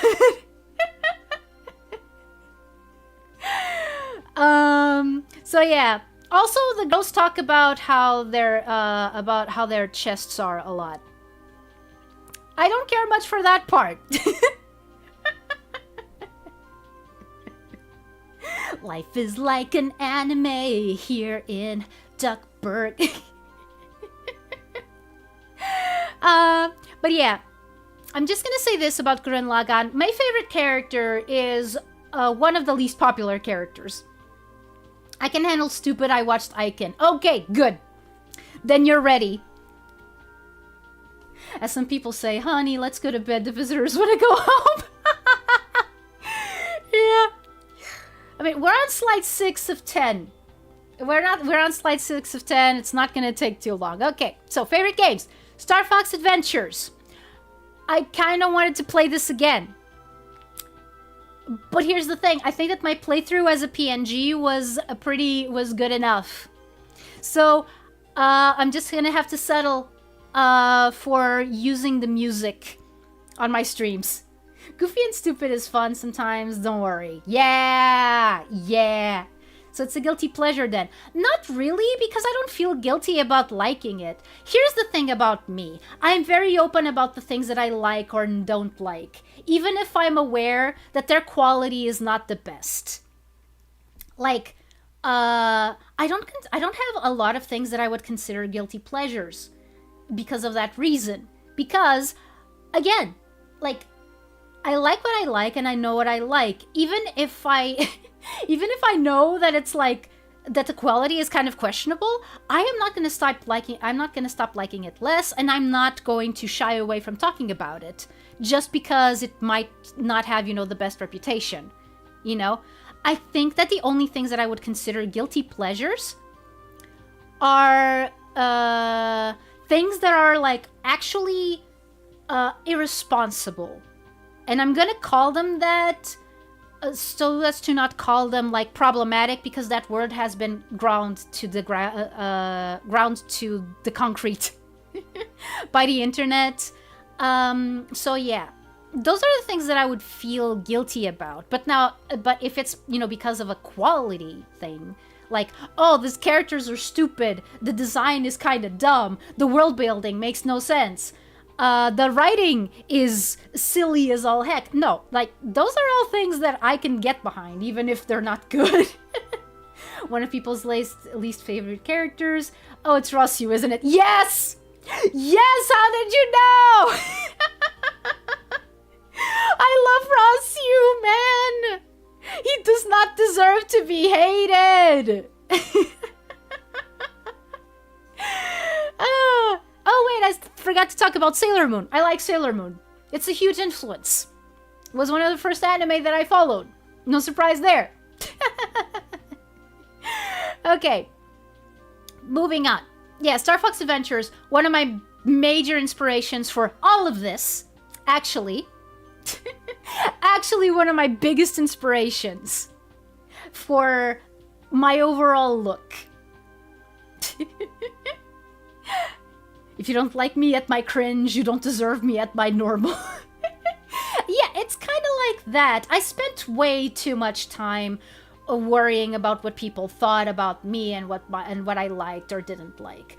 So Channel was being a little bit strange when it came to the bullying, but I was bullied for some time for liking the things that I liked. When I hit that age where people start saying, oh, you need to stop liking cartoons, you need to stop liking games, you need to stop liking kids stuff. I did get bullied for that. In fact, I was bullied not just like by my peers, by my similarly aged peers, but by my family as well. Not all of my family, like my mom and my brother were, completely okay. My mom was probably a little bit weirded out, but not, to the point that she would say a lot of things. Like, the only thing that she said is that, okay, so that's becoming an obsession and it's interfering with your schoolwork. That's the extent of what she would say. My brother, of course, he's younger / older than me because time travel shenanigans. But my dad was not cool with it. My grandma also wasn't, and my grandma was like a huge influence on my household. So yeah, and by that time, that grandma was the only grandma that I had left. Like, at that time, I only had that grandma and her dad. Like, those were the only grandparents that I had. It was that grandma and her dad. So, a grandma and a great grandpa. That's all that I had. So yeah.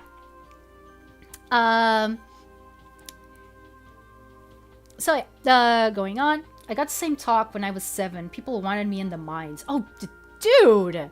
7! Holy crap! But yeah, I think that a lot of us can relate to that. Yeah, we were like kind of shamed for liking what we did, for a very long time. And now that we're adults, or adults in our minds, I think that we realize that, dude, nobody cares about what you like. As long as you're a responsible adult, like, that's all that matters. You can be a responsible adult and like cartoons and like video games and like kid stuff. Like collecting toys. I collect toys, dude. But you're 14. I mean, yeah, kind of. Time travel shenanigans, remember? Oh, man. My mouth is running wild here. Okay, so. Final Fantasy IX. A game that I just haven't played on stream yet because it's long. Super long. But yeah, it was also a huge inspiration. Also behind this character design. Kinda. Sonic Adventure. Again, I am waiting so I can get my own Dreamcast and my own physical copy of Sonic Adventure so I can play it. Sure, I could play Sonic Adventure DX. I do have that one, but I want to play the OG on the console that it was meant for. That's what I want. I am cringe, but I am free. Exactly. And Pokemon Sun. I could only put one Pokemon game, so I put in my favorite. Like, I've been with Pokemon ever since the beginning, even if my beginning was a little bit later than most people would put Pokemon, because on the places that I frequented, Pokemon only got there like a year after it did the US. So, I've only been with Pokemon ever since then. Not exactly from like 1998, which is when most people remember the Pokemon boom happening. I remember it happening in 1999. So, yeah. But yeah, no, I love Pokemon Sun because, like, first, it's set in Hawaii. It's just a setting that I absolutely love. And the story is probably one of the best that Pokemon got. I think that it might be second only to Pokemon Scarlet. But it doesn't have a lot of the things that make me not like Pokemon Scarlet as much, so Pokemon Sun it is. There's also a lot of stuff in Ultra Sun that I would have loved it if it was in the original Sun, but nah. When I was younger, I loved to dub over character dialogue in Final Fantasy games. Pretty much what inspired me on a long term to want to do VA or VO. Yeah, I know how that is because I did the same thing. Me and my brother did the same thing. Like, at the beginning, we would say, okay, so I'm gonna voice this, this, and this, and you're gonna voice this, this, and this. And then we just took turns with the characters. Okay, next slide. Favorite movies and shows. You will notice that only one of these is live action. Only one.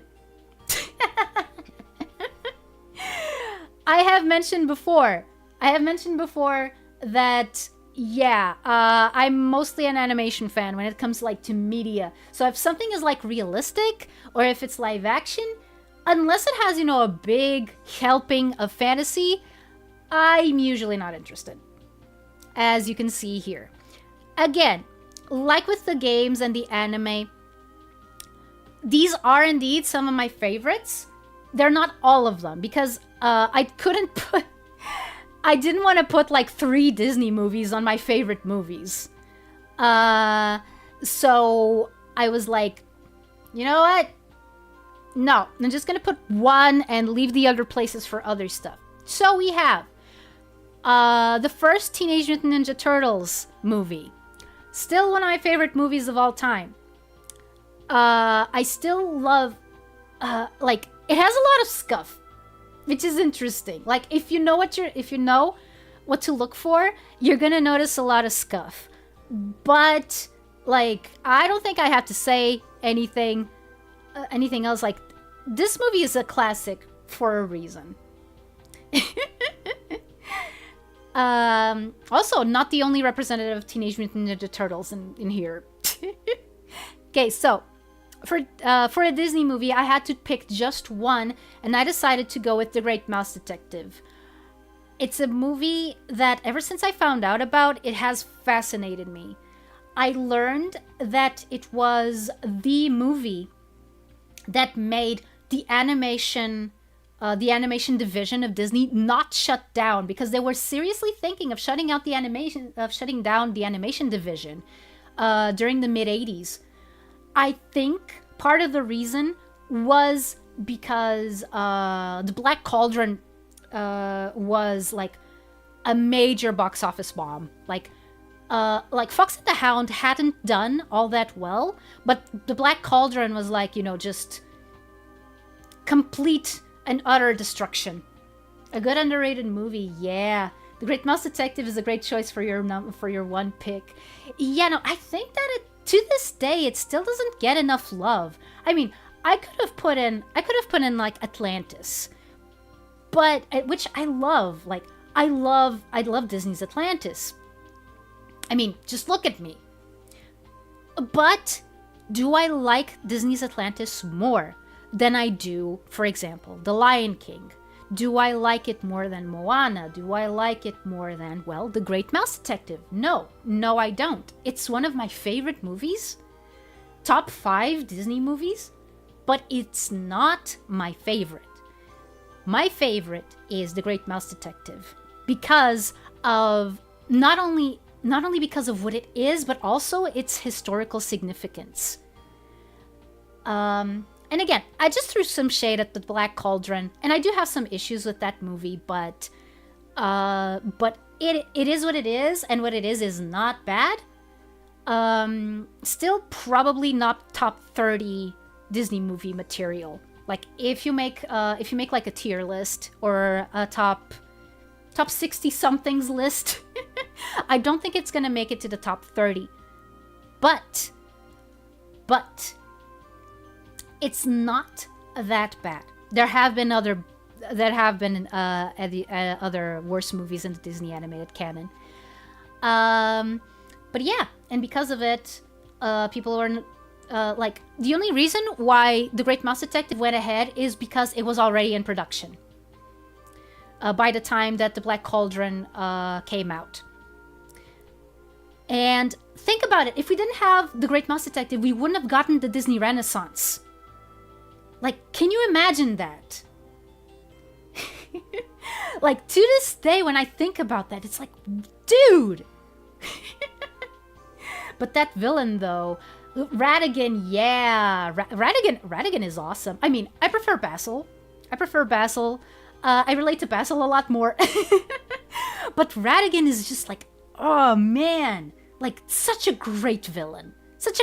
And Vincent Price has gone on record saying that it was one of his favorite roles to work on. And this is Vincent Price we're talking about. His curriculum was huge. Yeah, no, it was never dubbed in in European Portuguese, and I still wonder why. Like, they dubbed The Nightmare Before Christmas, which is not a Disney animated canon movie, but still, like, why didn't they ever dub this? I mean, I don't know if I want them to dub it anymore, because some of the key people that made Disney dubs great are already gone, but, So yeah, moving on. The Secret of Kells, a great animated movie. If you haven't watched the Irish Trilogy by Cartoon Saloon, go watch it at the earliest possible opportunity you have, because they are great movies. They are awesome movies. It was hard to pick one. I just went with Secret of Kells because I vibe with it a little bit more than I do with the Song of the Sea and Wolfwalkers. But here's the thing. The Song of the Sea and Wolfwalkers are a lot more refined than Secret of Kells. They dubbed the Black Cauldron. Yeah, like, what the heck? What the heck? When I learned that, I was like, what? What? Excuse me? But yeah,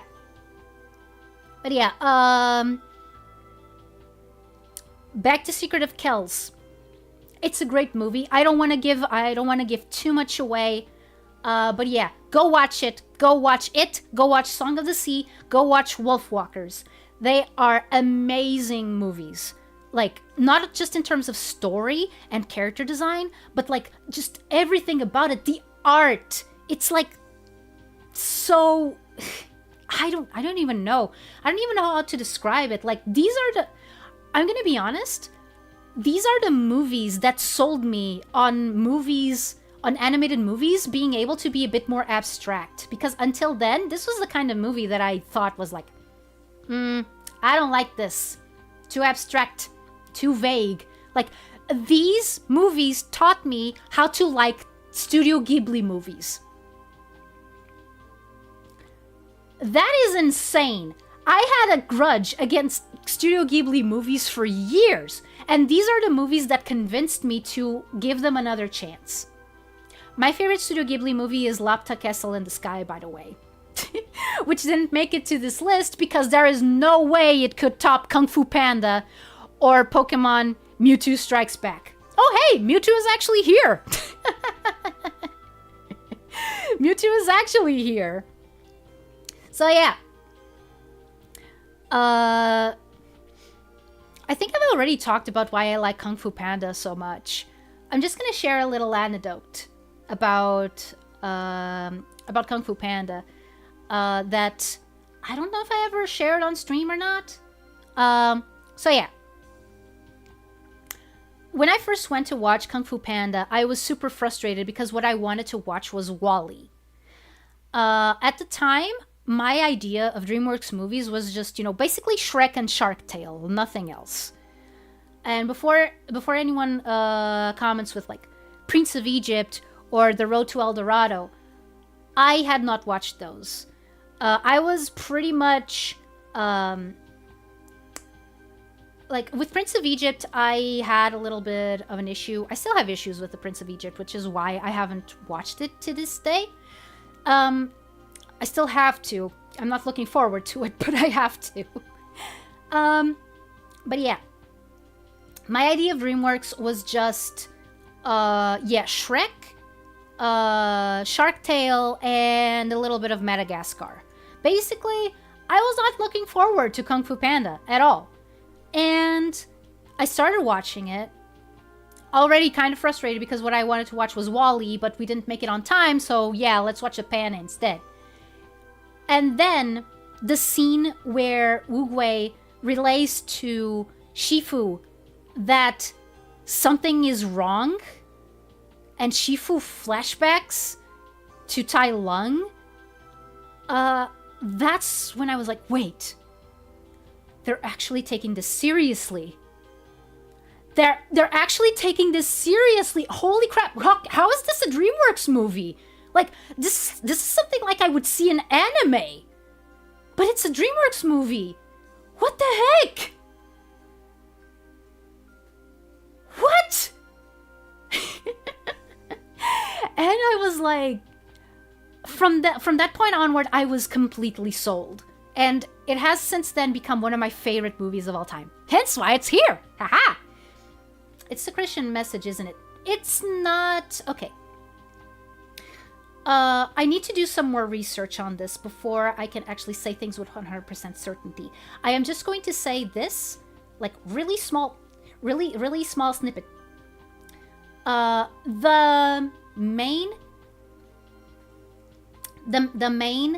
My main problem with The Prince of Egypt is that it's based on things that did not happen. Basically that. Like, I could be wrong, but I think that according to what I've read, I think this was actually like on I don't remember if it was Wikipedia or TV Tropes. So yeah, take that with a grain of salt. Take that with a grain of salt. I still need to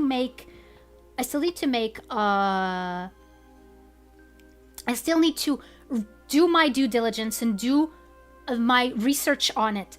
But the whole story of Prince of Egypt did not happen because the Hebrews were never actually in Egypt.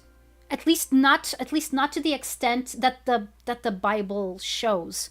And like, I know that, it's the Bible. You need to take it with a grain of salt. Because, who knows what actually happened. And I know that a lot of people, look at it, for truth and stuff, but there's also a lot of people who look at it, okay, no, it's more metaphorical than anything else. Like, so I don't want to get too much into it. But basically, historically, there is no evidence to suggest that what happens in Prince of Egypt actually happened. And that's my issue with it. That's my issue with it. It's not the Christian message. It's not the Christian message at all. It's just that it's based on things that, did not happen. I don't know if at that point in time they already had that research. But, also, again, history is very muddled. You can't, actually be 100% sure of what happened, what did not. What we do know is that there is no evidence for what happens in the Prince of Egypt to have happened in, in real life. Yeah. No, that's my main issue with Prince of Egypt, because I know that, yes, and they demonize Egypt, and they demonize Egypt, like, one of the reasons, okay, so before I knew this issue with the Prince of Egypt, because I only learned that, much later on, the reason why I did not like the Prince of Egypt from the beginning was because they demonize Egypt so hard. So very hard. And it's like, I had wanted a Disney movie or an animated movie set in Egypt for years at that point. I wanted to see Egypt in all of its beauty, all of its glory.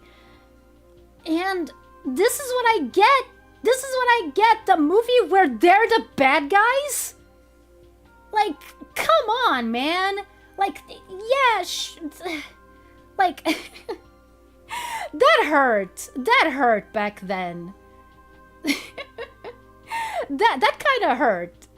So yeah, even before I knew that it was probably based on stuff that didn't happen, I was a little bit put off.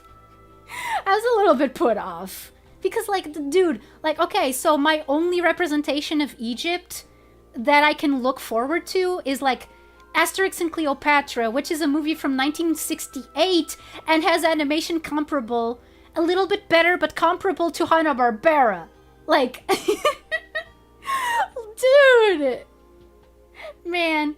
Oh no, I'm losing to the tangent, damn it! Ah, no! No.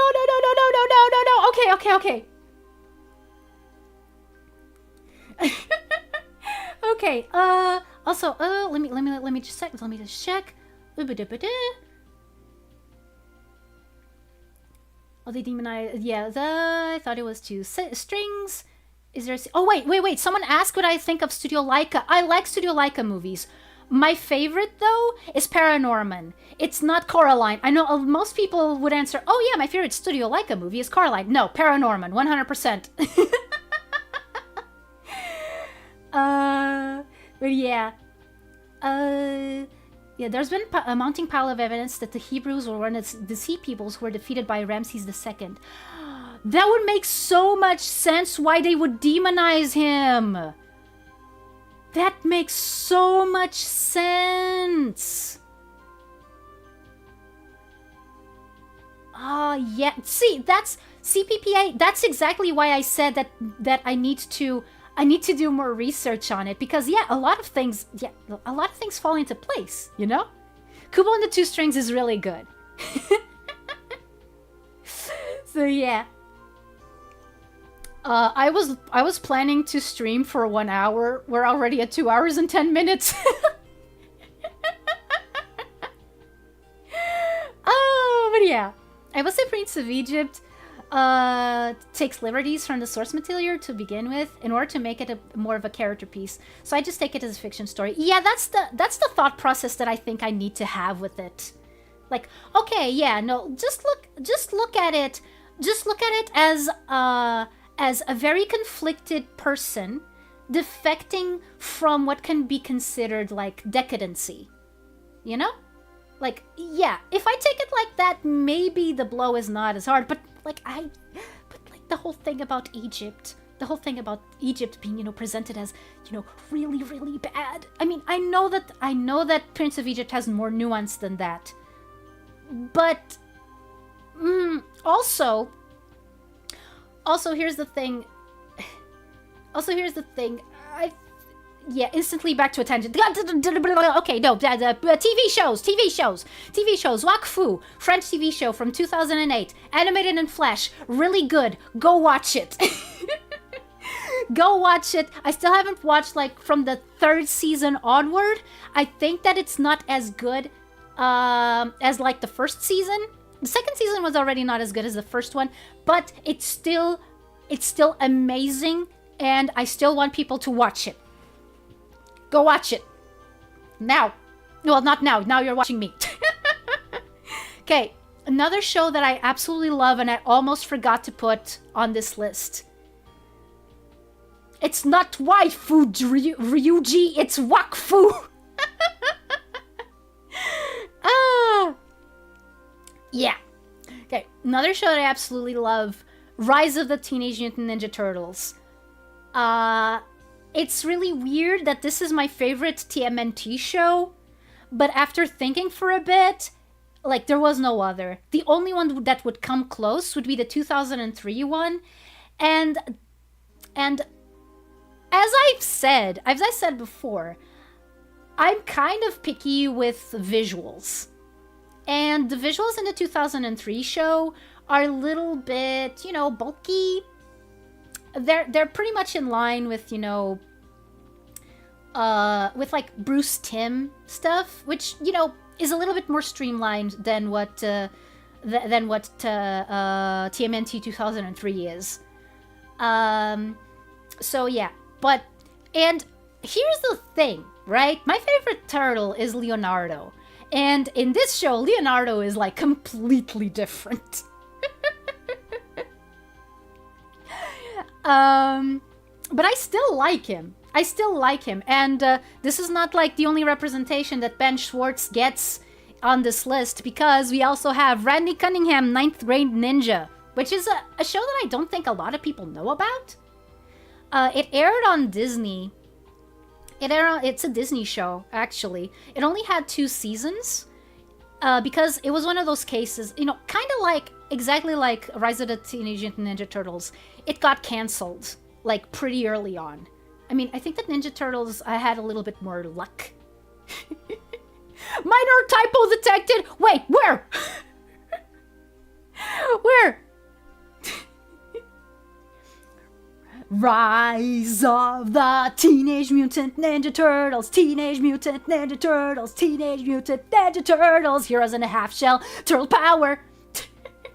But, does Natello does machines? Yes, he does. And he's very cocky about it, which is awesome. I mean, Donatello, I think, he's always a breakout character. Can you really say he's a breakout character when he keeps breaking out? Okay, new around. Thank you for being with us so long. And I'm sorry that I kind of made it go a little bit longer than I expected. I mean, I should have expected it. Why didn't I expect it? Speaking of TMNT, I saw my Donatello when I was a kid, but he was missing his legs. Oh no. The fate of all ball-jointed dolls. Well, dolls and action figures, actually, that are very, very much played with. Donatello is your favorite. Yeah, a lot of people love Donatello. Oh man, my model is closing his eyes a lot. Okay. For me, it goes like this. Favorite Leo, 2012. Favorite Mikey, 1987. Favorite Dawn Rise. Raph, 2003. Those are good. Those are good choices. Oracle of Tangents, yes. Yes, I think that we've established that as much. Oh wait, I think I know one of the reasons why I'm closing my eyes so much. It's because my light is off. Was the last time João Craveiro Reis was in a dub? Kinda? Oh, really? Yeah. Okay. I wonder if my ancient Wakfu MMO account still exists. Hopefully they don't do purgers. I mean, if they do, Okay, I was gonna say that if they do, I'm not gonna be able to stream it because I was thinking of streaming Wakfu at least once. Like, you know, just starting with a new character, see how things have changed. I've seen Wakfu, like, go through so many changes. I didn't get too far on any of the characters that I've created, but meh. Also, yeah, Duck Dodgers. Yeah, this is still one of my favorite shows, and I still think that if Lunatics Unleashed had the same like writing team as this, I think that we would have gotten a much better show. In fact, I think that I could be wrong, but I think that part of this show's run was during while Lunatics Unleashed was also airing. I think that this show lasted from like 2003 to 2005 or 6. Lunatics Unleashed started in 2009 and 5, so yeah. Duck Dodgers! Duck Dodgers do século 24 e meio! Wakfu is on Netflix, yeah!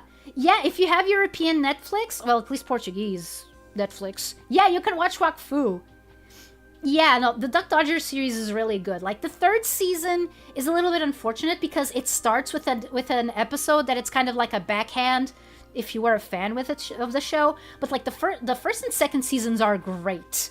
Like, I still laugh thinking of the Samurai Jack episode. Like, that's all I need to tell you. There's a Samurai Jack episode, not Wakfu, waifu. I mean, yes, there are waifus on Netflix as well. Oh man. Raphael breaks the internet. I mean, yeah, sometimes he does. I will upset you. I didn't see the appeal of Lunatics Unleashed, sorry. That is 100% valid because the way that they marketed it. Okay, here's the thing. Lunatics Unleashed, okay, how many tangents is this? Like, this is number 6 or 7, right? I haven't even mentioned Ed, Edd n Eddy yet. You guys know Ed, Edd n Eddy, right? Right. Oh man, I think that it would be like either Ed, Edd n Eddy or Dexter's Laboratory or Courage the Cowardly Dog that I would put here. But ultimately, Ed, Edd n Eddy beat everyone because I mean, how can you beat Ed, Edd n Eddy at its own game? It's one of a kind. I don't think there's any show that has been like Ed, Edd n Eddy. This is number 18. Okay. But yeah, it should not have been seen as the new cool edgy Looney Tunes. It was never meant to be that. Yes, exactly. Exactly. Okay, so the problem with Lunatics Unleashed, I think that they went into it with the wrong mindset. I think that if they went into it with the mindset that, okay, let's do an action comedy with characters that are ex-spies of the Looney Tunes, because using the actual Looney Tunes would be a little bit weird, I think that it would have been a lot better received. Because, like, just think of, like, Tiny Toons if they were, like, in a more action-oriented setting. That's what I think Lunatics Unleashed should have been. But it wasn't. It was, like, Justice League light. And I mean light on quality.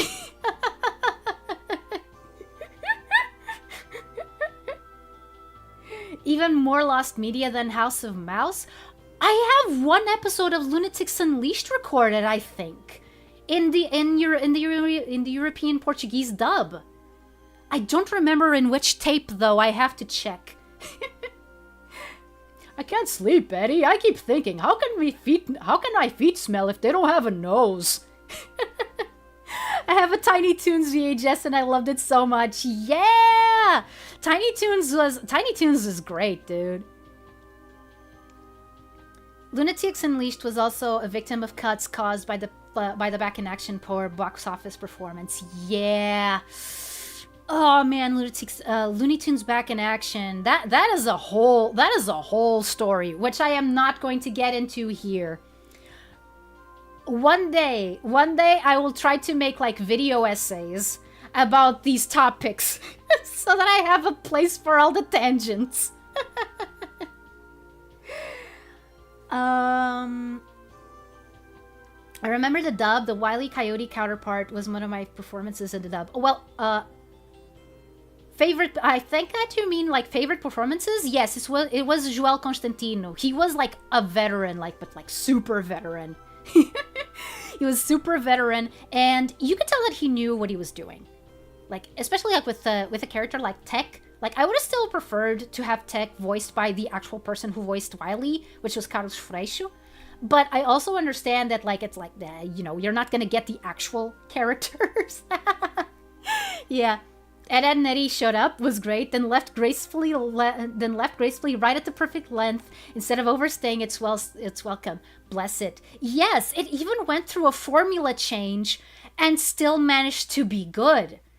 How many times does that happen? He was good old Professor Esqueleto. That is slightly familiar. That is slightly familiar, but I don't remember. I don't remember where that's from. I know that he voiced. What was his name? It was the Gambit-looking guy in Rurouni Kenshin. Like, he only showed up in the Rurouni Kenshin dub for that one guy, and like he showed up, voiced the guy, left, and everyone was like, "Dude, that was awesome!" How I Spent My Summer Vacation was the best Tiny Toons movie. I'm glad I didn't watch it as a kid because I would have had nightmares because of the hitchhiker.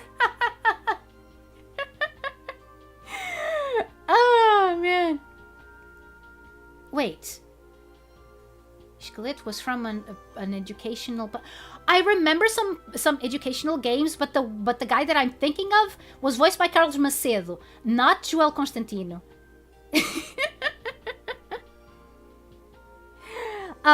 But yeah. So yeah, that's it for my favorite movies and shows. As you can tell, I have a lot to say about them. When I like something, I really like something. I have so much to talk about, like, for example, Rennie Cunningham, which I almost didn't say anything about. But trust me, I love it, and I could be here like hours talking about it. Speaking of Tiny Toons, I could bet I remember Christina Cavalings or someone who looked like her presenting a Oh, yeah! Yeah, I don't remember. No, I don't think that it was Christina Cavalings, but it was a lady that looked like her. Yes, I have an episode of that show recorded. It has, like, Animaniacs in it. It has Animaniacs in it. Specifically, it's the episode with Albert Einstein. It's the episode with Albert Einstein in it. Yeah, exactly. No, I remember it too. I remember it too. Oh, man. Millennials, or millennials at heart, in spirit, and their VHS tapes, am I right? Okay, next slide. Okay, so this is the stuff that pertains more to the the streams.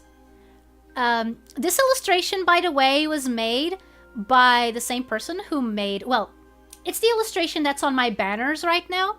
It was made by this lovely person. I don't know their gender.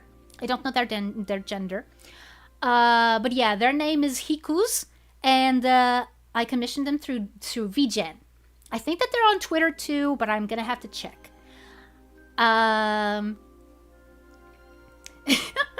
Oshi Mark looked like the bow emoji for a second. Oh, you mean the one that Alexa kept showing? Like, saying that she was gonna sacrifice people? Like, she woke up today and chose violence. Okay, so my Oshi Mark / emoji is a sunset or sunrise, depending on how you look at it. I kind of look at it more as a sunset than a sunrise, mostly because I think it's kind of poetic that an Atlantean VTuber would have a sunset for like an Oshi Mark. Because, you know, Atlantis at one point saw a sunset and then never saw a sunrise again. So yeah, it's a little bit, it's poetic in a little, it's poetic like that. Also because sunsets remind me of the beach. And yeah, we have a lot of beaches. We have a lot of beaches in Atlantis, even though I can barely visit them because I'm like always busy. But that might change in the future. We'll see. Yes. Oh, the bow emoji. The bow emoji. Oh. See, that's the problem with homonyms. That's my weapon of choice. Yes. Beach homies. Yeah. Yes, indeed. And yes, exactly. That's the one. So the fan name is Consulters, and I've explained the reason behind this name once, but I'll do it here just to cover my bases as well. Okay, so I have learned that the people who consulted the Oracle of Delphos, I don't know if you remember, I don't know if you know what the Oracle of Delphos is. It was an oracle for the god Apollo, specifically, in ancient Greece. And every month or so, people would come in and ask for the oracle's advice. The oracle's advice being presented by a lady who was the Pythia, who was a priestess. So she would like go into trances and stuff, and she would supposedly relay the god's words, which the other priests would then translate into like poetry, I think. So yeah, the people who went to see her were usually called consultants. But the problem with consultants is that if you go to a consultant, it's kind of a different thing than you going, like, a consultant is someone who you go to consult. You are not the consultant yourself. But then I found out about the synonym named, which is consulters. And I went like, you know what? I think that's fine. I think that's fine. Like, that's basically what my lore is. Yeah. Like, yeah, I'm an oracle. People come to me for advice from the gods. So yeah, they're consulters. So if we stretch that to streams, yeah, I guess my fans can be called consulters, even though a lot of times I don't call them that. But yeah, I think that is nice. Oh, cool, Emerald. On both accounts. I live near beaches and prefer pools. Now that's fair. That's fair, Elmer. I mean, in pools you don't have to deal with all the sand that sticks to everything. So yeah, about hashtags. So, the live one is staying pretty much the same. Atariyeo. Before it was Kai Ritual, now it's Atariyeo. Fanart, for fanart, I'm going to change it to Ataristry, which is a plane on artistry. For clips, I love this one. I'm really proud of this one. Home video.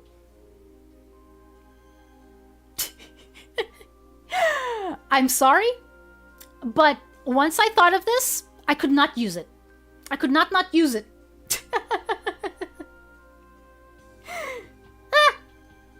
Disclaimer, Atari is entering a trance under normal circumstances and he uses non-herbal means to achieve it. Yeah. No, like, sometimes herbs may be involved, but most Atlantean shamans don't really use anything else. Like, it's more like a form of meditation that we go into. And the fish, yes, the fish. In pools, you don't have to deal with the sand, but if you're using a public pool, you have to deal with the number one from all the people inside. Oh, yeah. Yeah, there's that too. Taking psychic damage from that pun, but I respect. It encapsulates your goofiness. Thank you. Ah! Okay. So yeah, now for memes. You really. You guys remember the O'Reilly owl, right? If nobody remembers the O'Reilly owl, that's fine. That's fine. It's a pretty old meme by now. But I thought, like, you know what? Yeah, no, that's what I'm gonna go with. It is pretty good, isn't it? Atari will now say, "Your least true."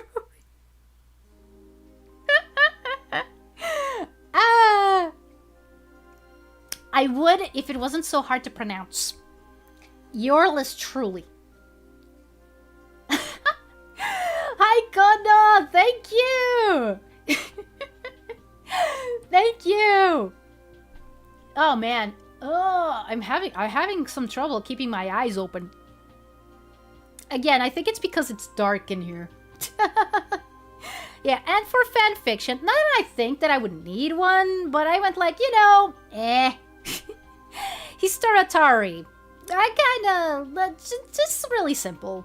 Like, my favorite is definitely home video. Yeah, really, owl meme is peak. Yeah, also, I didn't realize this, but it's also a little bit of a reference to my dad. My dad, when I was really, really little, when I was really small, he used to call me his little owl. Which, like, I didn't remember for the longest time, and then it came back to my mind, and I just can't forget it. I just can't forget it now. Saying Atari gaming without confusing it with the game console. Yeah, no, one thing that I tried to make sure is that I wouldn't be using any hashtags that the actual company would be, especially since now they're trying, like, to bring back some retro gaming stuff. Like, I think that they're re-releasing the Atari 7800, which is like, what? What? I'm not the patinos. Ah! You're really chatty emote when. Oh man, that's a good one. That's a good one. I need to write that down. I need to write that down. Okay. Okay, wait a second. Wait a second. Wait a second.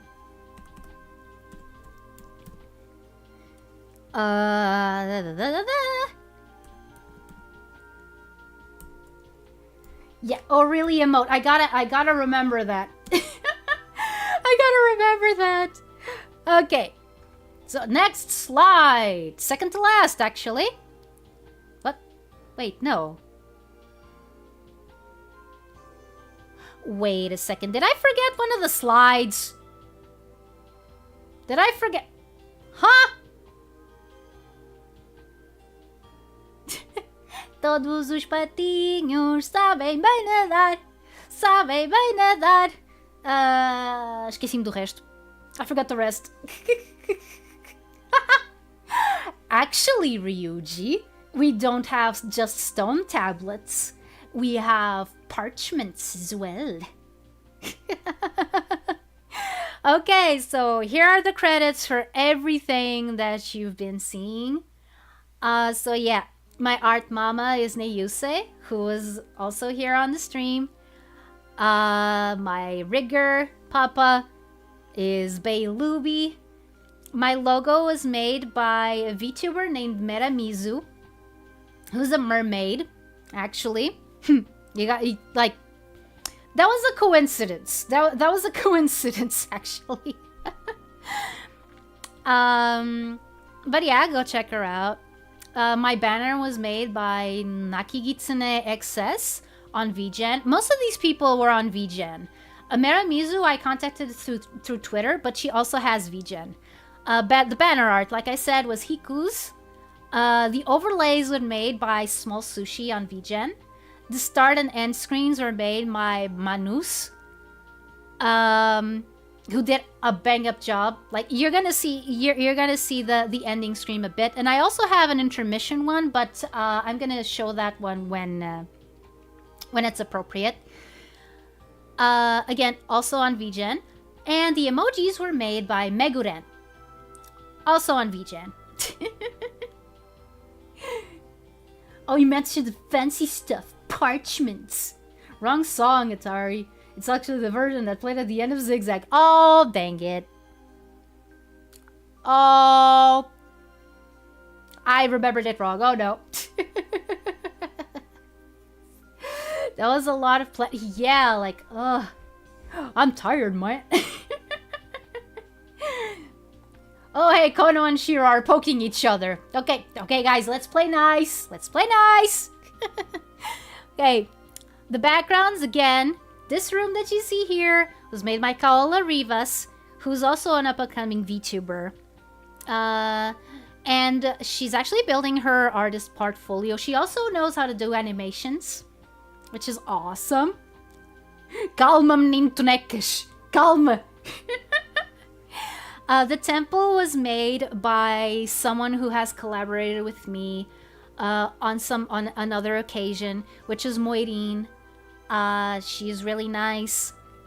She's really nice. She drew one of my first profile pictures that I commissioned, and I haven't kept I haven't kept in touch with her all that much, but like it's one of those things, right? I don't have like friendship decay. I've seen this thing going around, and I think that it's really appropriate. I don't really have friendship decay. If I know you and when we left on good terms the last time that we watched each other, that we saw each other, I am still good to go, man. We can pick up wherever we left off. And I think that my thing with Moirine here reflects that. I'm gonna be honest, the background was originally made for something else. It was not made for my streams. But then I went like, hey, I can actually use this for my streams. It's gonna be like super useful. And then I asked her about it, and she was totally okay with it. And that was lovely. That was lovely. I love her. Yeah, Hosam. No, you're not too late. You're not too late, Hosam, because the new era begins today! Yeah. Yeah, they did. Yeah. Oh man, I wish I had half the talent that they do. Oh man. Real friends cannot talk in years and be in the same spot whenever you next meet. Yeah.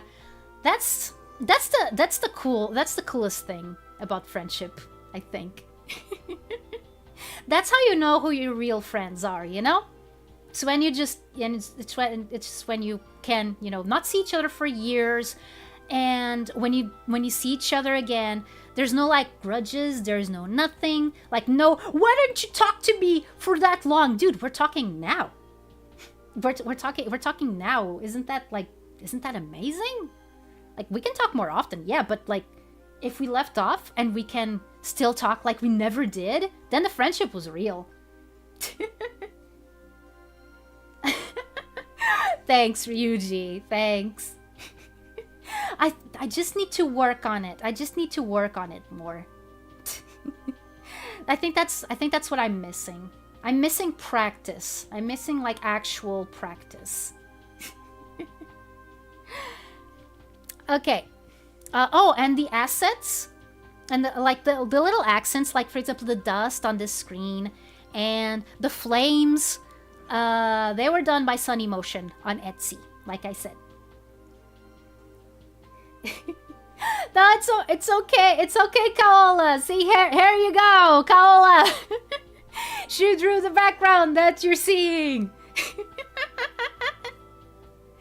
Yeah, it's more like, oh my god, I missed you for 2 years. How are you doing, friend? How is life? Yada yada. Yeah, that's a great feeling. Oh man. Ugh, my eyes. If you talk every day, what's there left to talk about? Yeah, no, 100%. Yeah, Kaola is my room mama. She birthed my room. I hope it wasn't too painful. Is there a lore reason for the dust, or is the doom just dusty? No, it's supposed to be like that normal dust that you get every time that there's, you know, like sun out, and the blinds and the curtains are, you know, a little bit apart. You can see like some specks of dust floating around. Like it's not like it's not how can I put this? It's not a way of saying that you need to clean your room, okay? It's normal. Of course, Koala. Welcome back, Luby. See, your name is over there. Your name is over there. We're at the credits. Okay. Next slide. Yeah, exactly. That's what it's meant to be. I mean, probably they're a little bit bigger, but if they were, you know, like real size, you would never notice them, right? So yeah. Okay, next slide. Yeah, it's you! Wait. I'm missing one. I'm missing one slide. Hold up. Hold up. This was meant to be the last one. Okay, so sorry. Again. Scuff. Wait, did I not save it? Okay, let me... I did not save that slide? What the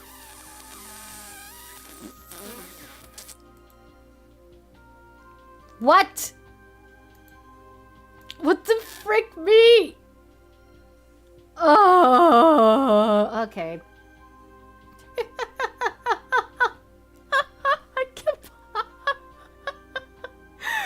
I can't believe it.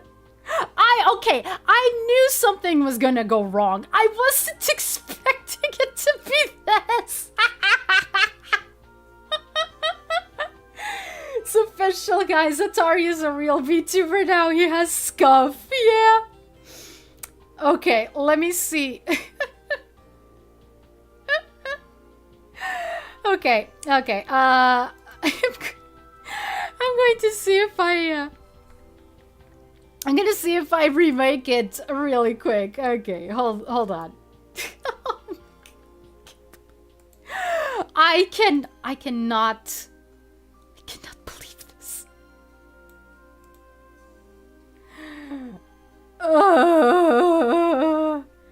How did I miss this?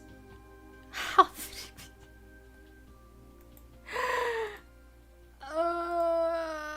Okay. What I'm gonna do? Okay, the immersion is gonna. Okay. Oh, goodbye, Frank. Goodbye. Yeah, sure. If the opportunity comes around, yeah. My first official Scuff. Yes. Okay.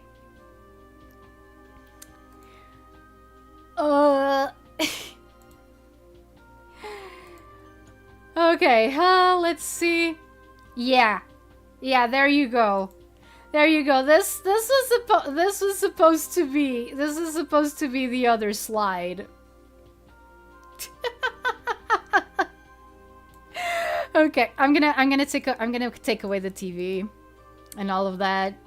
So yeah, this is supposed to be the other slide. My goals, short and long term. I guess you can see why it was a little bit important to include this.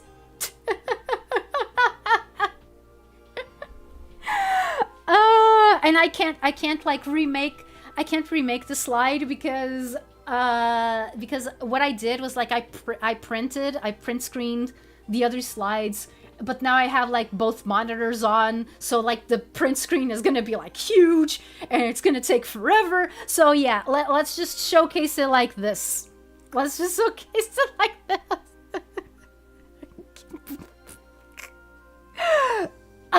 Okay. So as I was saying, I have goals. Kind of. Some are attainable, some I'm not so sure. But we'll try. We'll try. Okay, so as far as short-term goals go, one thing that I have been doing until now and I want to keep doing, which is share my passions. From the coolest to the silliest. Which is, well, pretty much all of them. I don't think I have a single passion that is not either cool or silly. And that's the whole reason why I started VTubing. Like, you know, it was just to share the things that I'm passionate about, and sometimes that I think don't get enough, you know, love. I think, like, for example, yeah, I just said one of my favorite Disney movie is The Great Mouse Detective. How many people do you hear saying that? So yeah. Are there big VTuber related companies in Atlantical? No, they're not. There's big-ish Portuguese VTubers. But they're like, well, they're not in Portuguese. They're Portuguese, and like their companies are not. Their Portuguese are not from Portugal. They're international, basically. I don't really know where they're from because they're companies that I don't know all that well. Partner up with the Portuguese company, yeah. Atari getting those free Paladino ketchup. They're sweetly. Yeah. I can only think 2.5 big VTubers. Oh man, I hope that the half one is alright. Hello, Spyco. Goal is the super chat. I mean, yeah. Yeah, but that one, I thought that I didn't need to put in that one. Because that one is gonna come like naturally if I get monetized. So yeah. But yeah. So another thing that I want to do is release a cover song, and I wanted to see if I could release one still during this year. I'm not sure how long that takes to do though. So when I say this year, I mean the time that I still have during this year. I wanted to use it on learning how to do it, getting all the necessary materials to do it, including the monetary materials. So that's gonna take a little time still. But yeah. It's gonna be. I really want to see if I can do that. It's been on the list for so long. Oh, he literally is half body. Oh, okay. Okay. So yeah, another thing that I want to do. I don't think I should have put this on like the short-term goals, more like long-term, because I don't know when I'm gonna be able to do this. But yeah. Make a lore video. I am going to have to crystallize I'm gonna have to crystallize my lore to a point where I can reliably make a lore video without worrying that anything that I put there is gonna contradict anything later on. Because as you can tell, like on the long-term goals, there's also something else that I'm gonna have to keep in mind. So yeah. Another thing that I have been wanting to do for a long time, but I was waiting for the rebrand to be able to do it properly, was collab with other content creators, big and small and in between. Of course, there are some big names that I would love to collab with, but I'm not shooting for the moon here. If I think that there are people who are interesting and who I would vibe with, I do want to see if I can do like collabs. And this is not, you know, relegated just to VTubers, but I do need to have like good ideas. There's one idea that I have for a collab that I really, really, really wanted to do, but there's a couple of issues with it. First,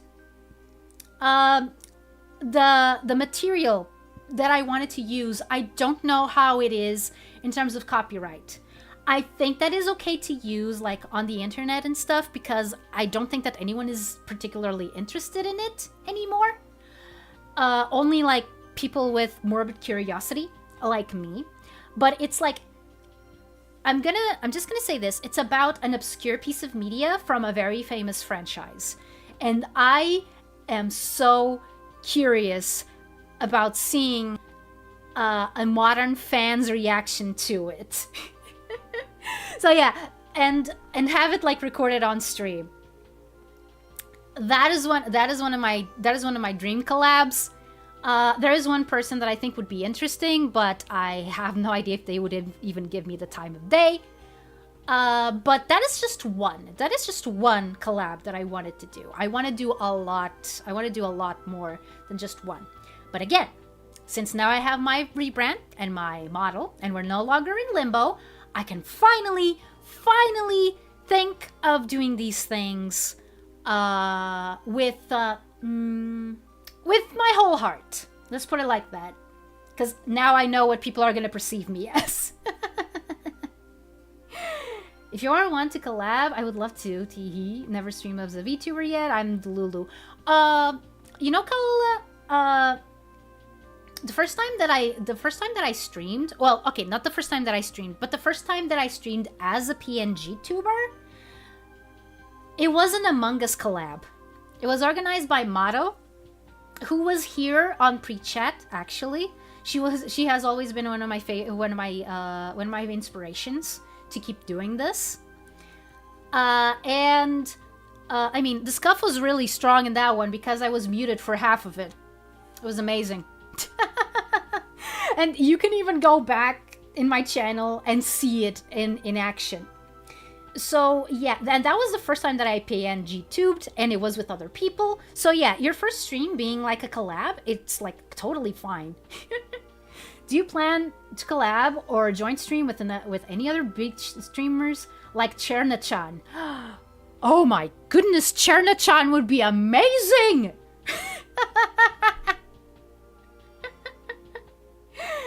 Still need to get my GPU fixed, then to train my 3D animation skills and see what I may be able to arrange.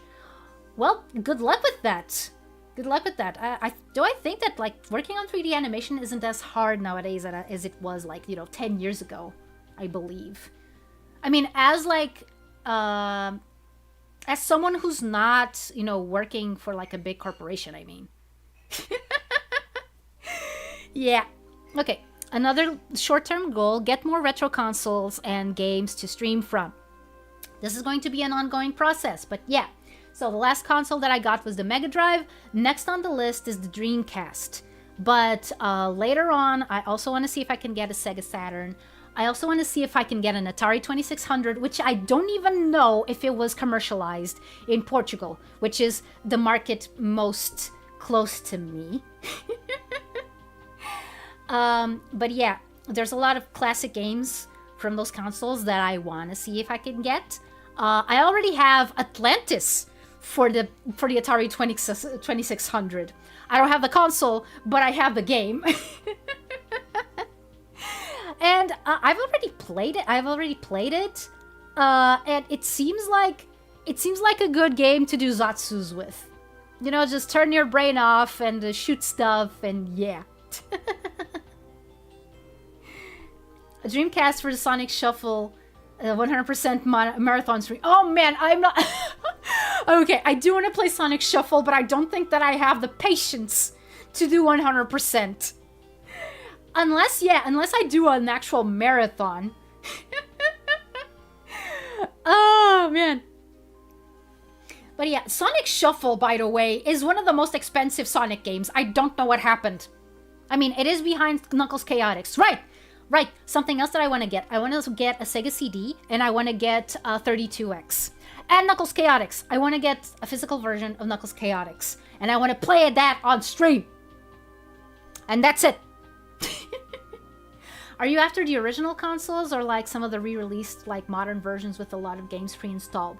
The originals, the OGs.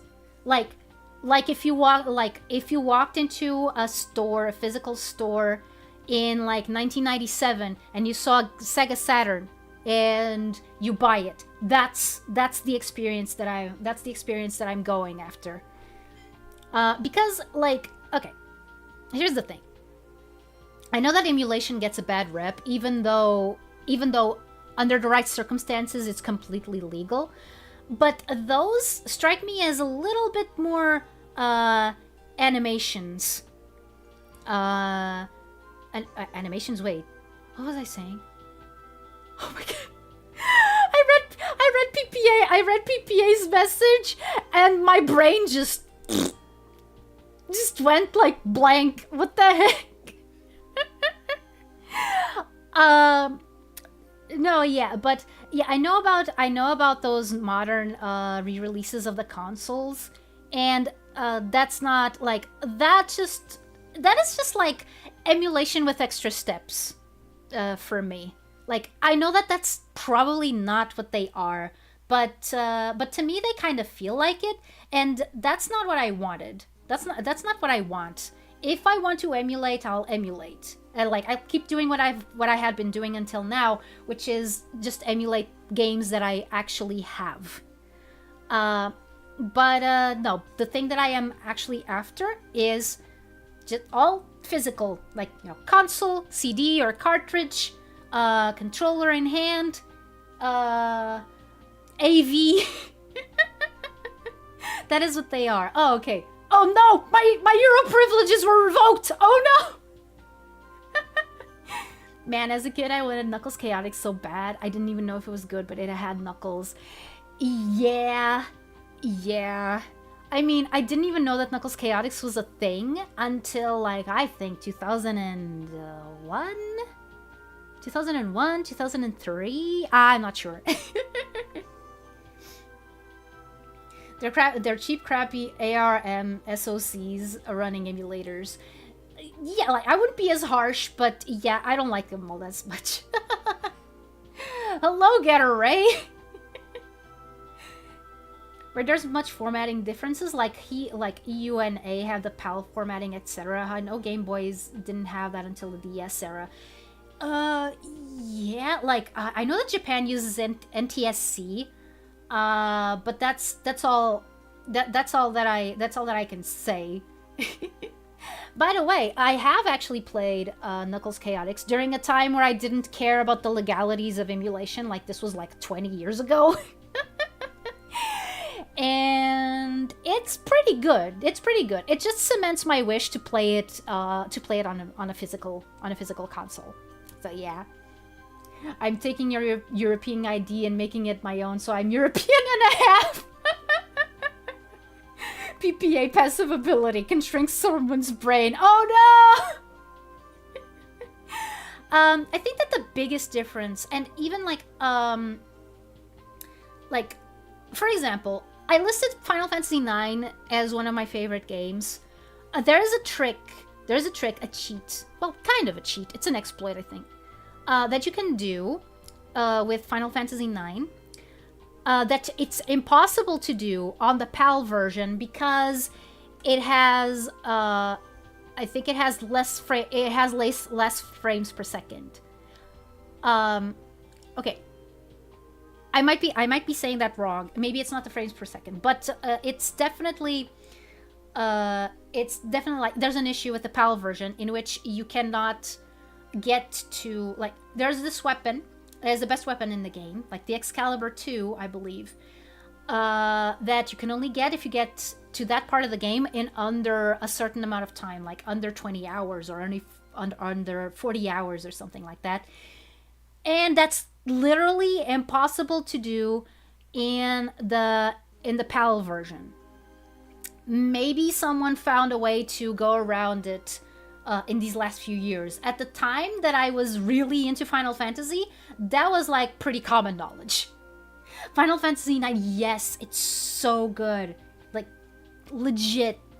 Like, so much about it makes so much sense, and it's just, I love that game. Love it.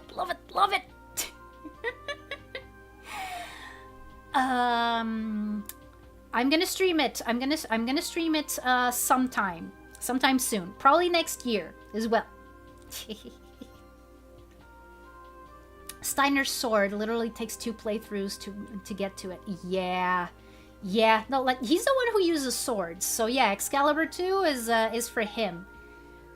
Because yeah, Final Fantasy 9 has that thing of, not everyone can use the same weapon, which is a pretty normal Final Fantasy thing that I think about it. Just has a comfy vibe while playing it. It's also like deceptive. It's also deceptive in how bright and colorful it is, because if you look at it, like if you actually go and see what the story is about, it's all about coming to terms with your mortality. Like, and it's such a, I don't know, like, but it handles the topic so well. Like, it has definitely left a mark on me. I know that it also has left a mark on my brother. It's just so good. Netlan and Genshin really reminds me of the second continent in Final Fantasy IX, where the summoner village is. Yeah, it does have kind of that vibe. It does have kind of that. Well, not as much graffiti though. Actually, no, there is graffiti. There is graffiti in the summoner village. I used to know the name. I used to know the name of the village. Yeah. Yeah, it's so dark but looks comfy. The characters are very relatable too. Yeah, there are some of the best casts in the entire Final Fantasy franchise, and I will not hear anything to the contrary.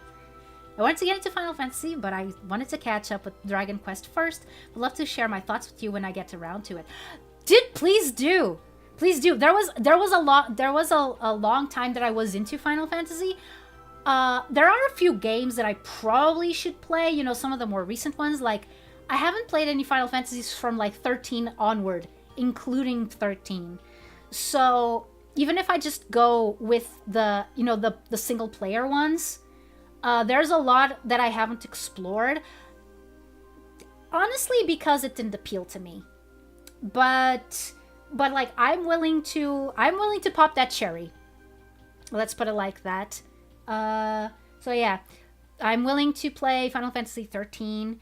I'm willing to play Final Fantasy 15 and 16. Well, 16, I'm not sure if my computer is going to be able to handle it. But I think, like, I don't remember if those games have releases for, like, the Switch. Because if they do, then it's fine. If they do, it's fine. If they're for PC, that's when I'm a little, I'm not sure. I'm not sure if I can play that. I love how your motto is so smiley, and we have the happiest coming to terms with your mortality. That's because I was actually smiling when I said that. I know that, like, the model is super smiley. The model is super smiley, but like, okay, so let me try to make like a more serious face. Coming to terms with your mortality. Yeah, the tracking is pretty good. The tracking is pretty good with that. So yeah, there are a few times where it goes like, I'm not smiling that much, but there are other times where it absolutely fits. So yeah. 13 too is the only one worth playing of the 13 series. 15 was incomplete and spread over multiple media formats, which was awful. Yeah, no, like. With 15, I'm a little bit torn on whether to experience it on its own merits, or do my due diligence and just absorbing everything. Because, like, on one hand, I want to showcase how the game is. On the other, I would be lying if I didn't say that a lot of media that I like also has, you know, a lot of supplementary material that enhances the final product. The problem with Final Fantasy 15 is that it was broken up that way in order to milk more money out of the audience, which is not okay. The things that I'm usually talking about are things that are, you know, like they're extraneous. You don't have to have them. You don't have to have them in order to enjoy the game. So yeah. The serious face looked like the fear in face. It starts with zero context because it requires a 2-hour film to even understand what or why you're doing what you are. Oh man, yeah, no, see, that's exactly what I mean.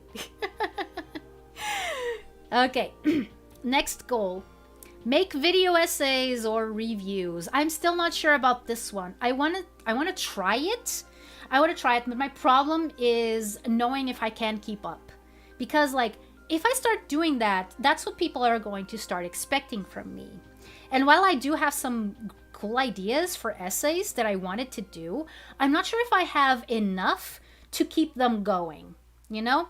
And I think that it's a little bit sad when you get to like someone's channel after watching like a video that you really, really liked, and you find out that they only made like 2 or 3 others like it and then never made it again. I didn't really want to instill that kind of feeling in anyone, so that's why I'm kind of doubting if I should actually do it or not. So yeah, it's gonna depend on that. So yeah, so those are short-term goals, kind of short mid-term goals, and now on to the long-term ones. I wanted to see if in the long term if I could reach 9,000 subscribers. And again, it's not because of the meme, it's just because I like the number 9. And I don't like the number 9 because of Final Fantasy 9. That is just a lucky coincidence. It's just a very fortunate coincidence that Final Fantasy 9 is Final Fantasy 9. At first, like, when it started production, it wasn't even meant to be like a mainline Final Fantasy. So like Final Fantasy X would have been Final Fantasy 9. What, 9,000? It's over 9,000.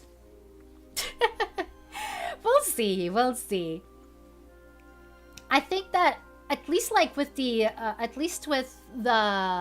looks that I have now on the channel, I think that it's going to be a lot easier to convince people to, you know, stick around, probably.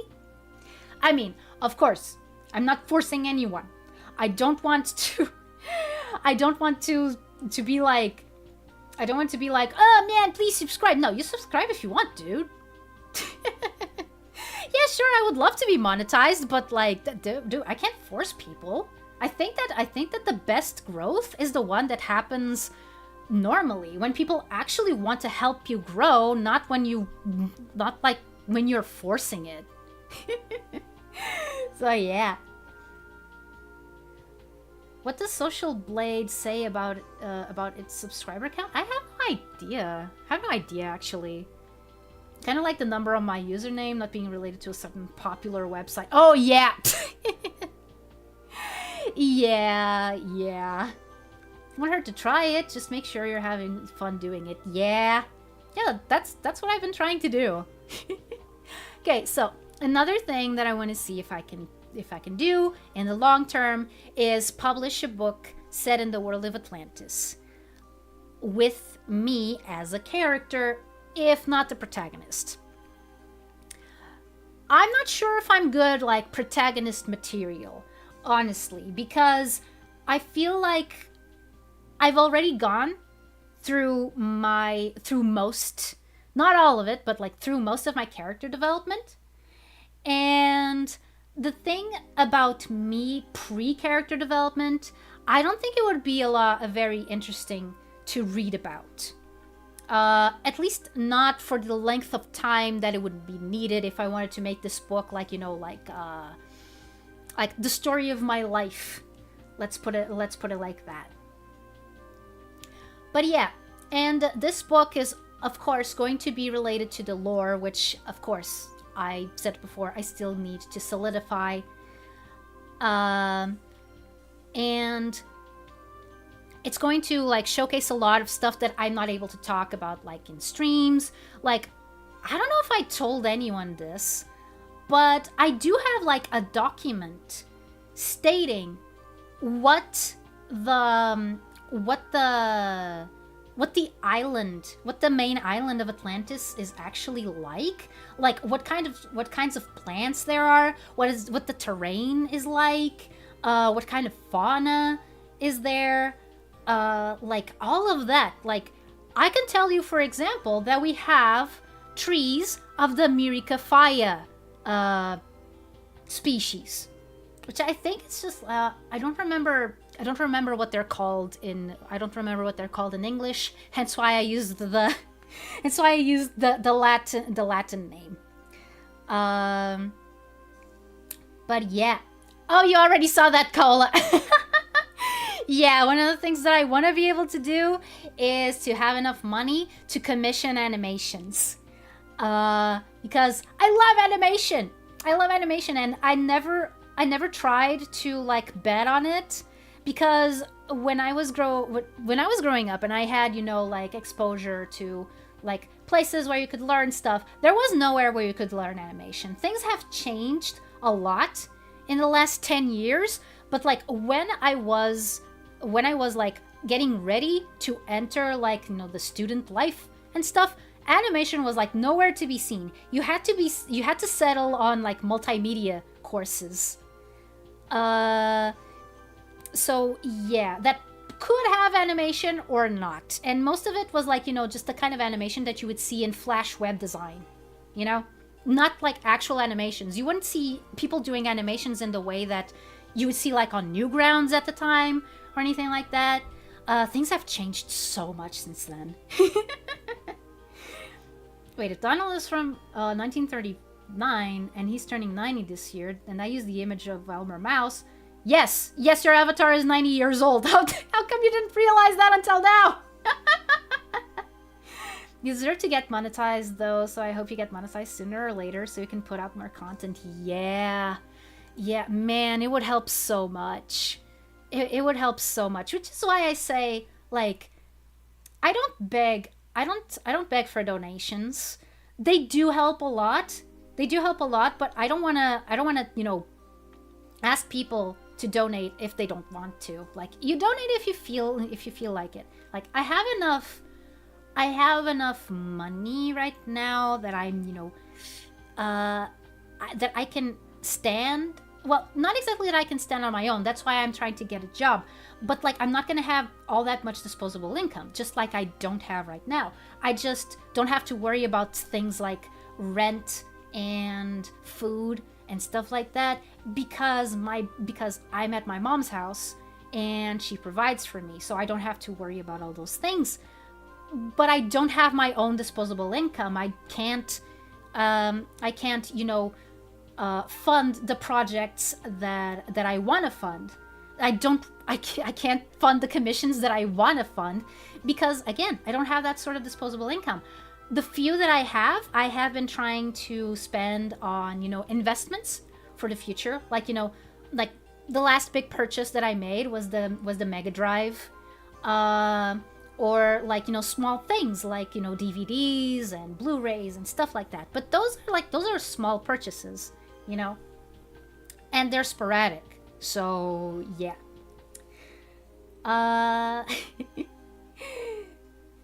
But yeah, like a series Bible. Yeah, it would also function kind of like a series Bible. Yeah. I have been thinking of ideas, and I'm gonna be honest, I have been a little bit nervous about all of this, especially because, you know, I didn't have the lore ready, blah blah blah, and I was kind of freaking out about it. Like, on one hand, I thought that I didn't have to freak out about it, but on the other, I was like, I want it!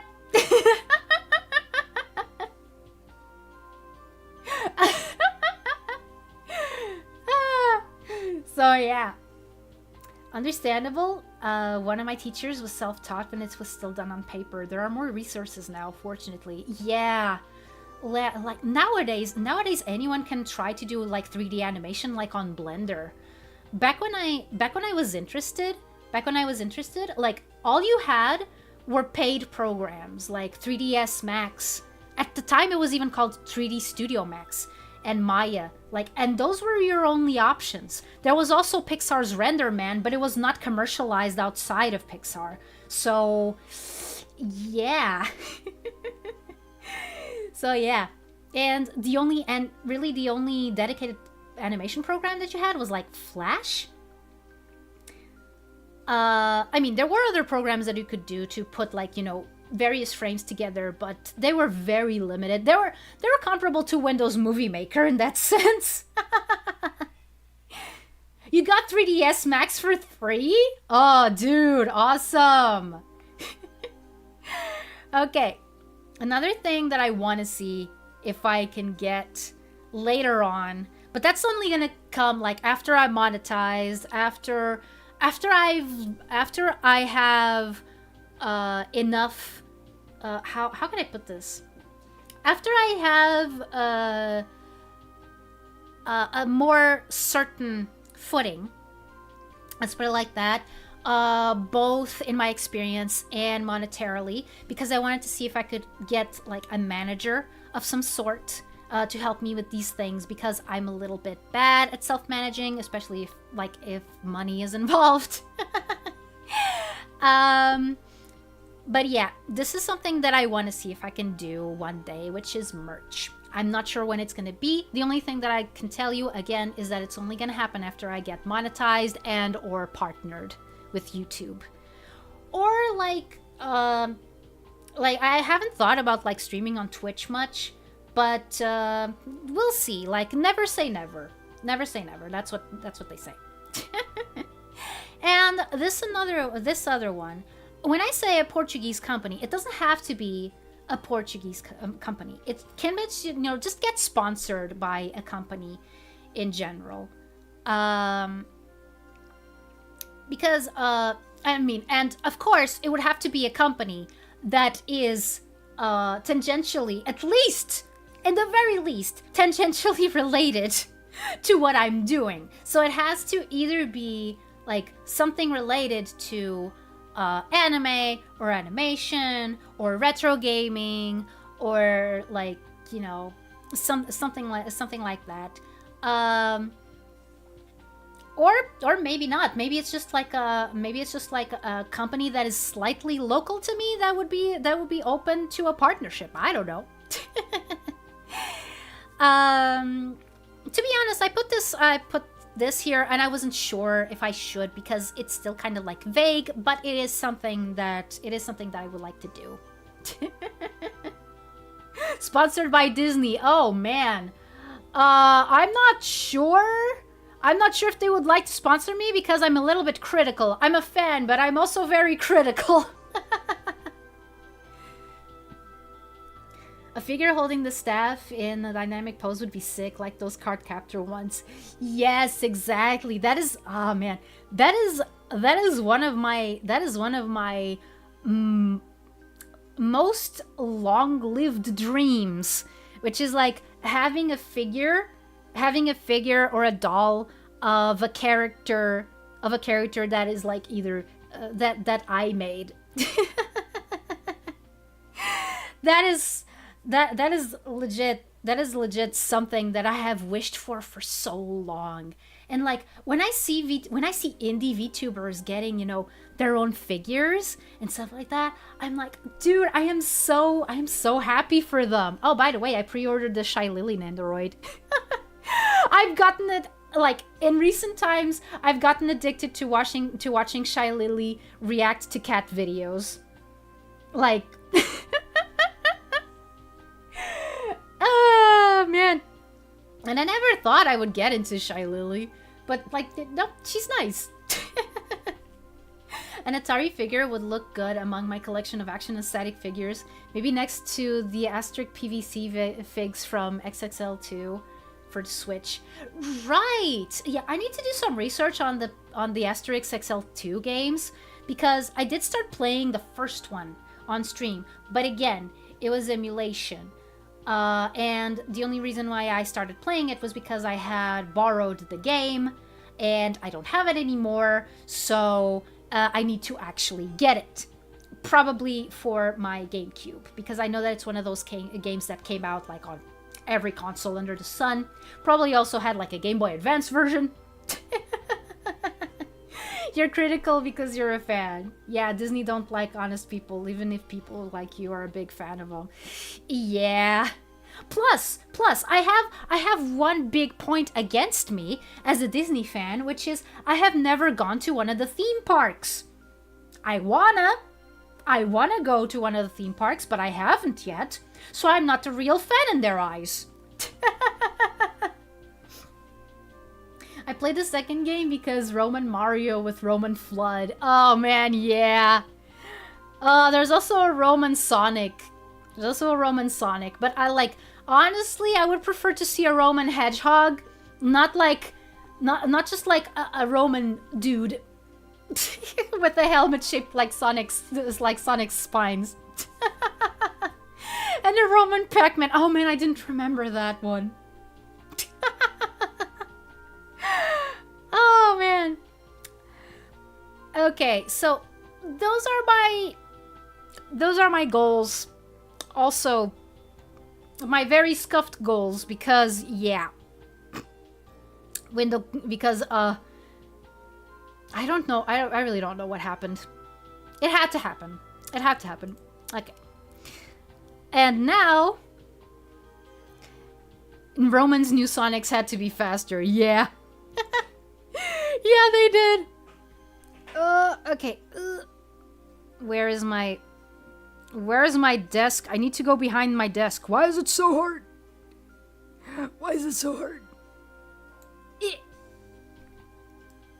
Okay.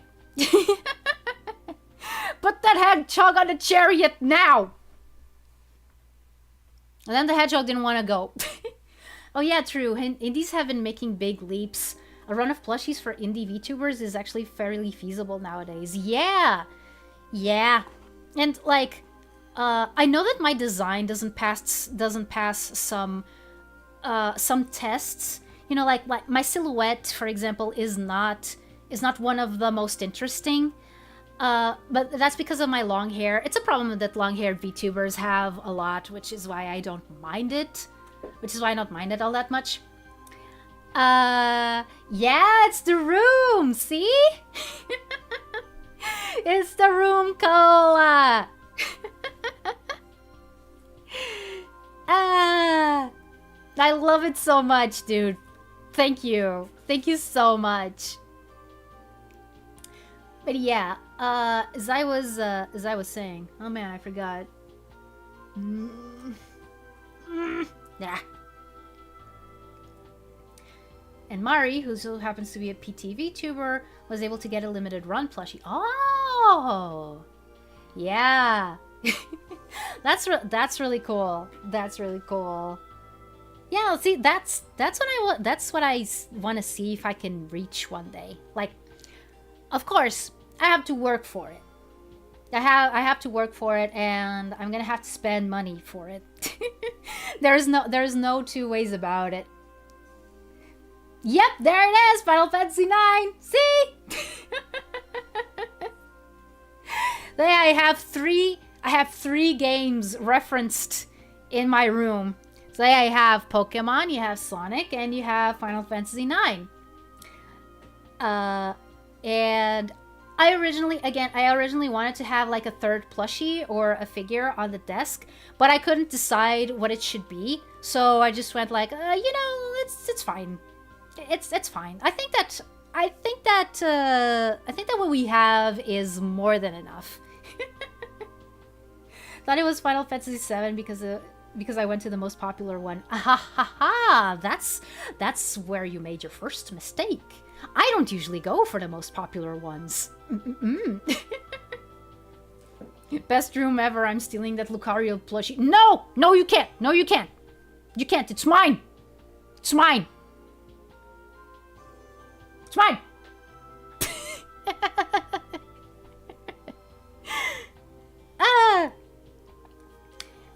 Okay.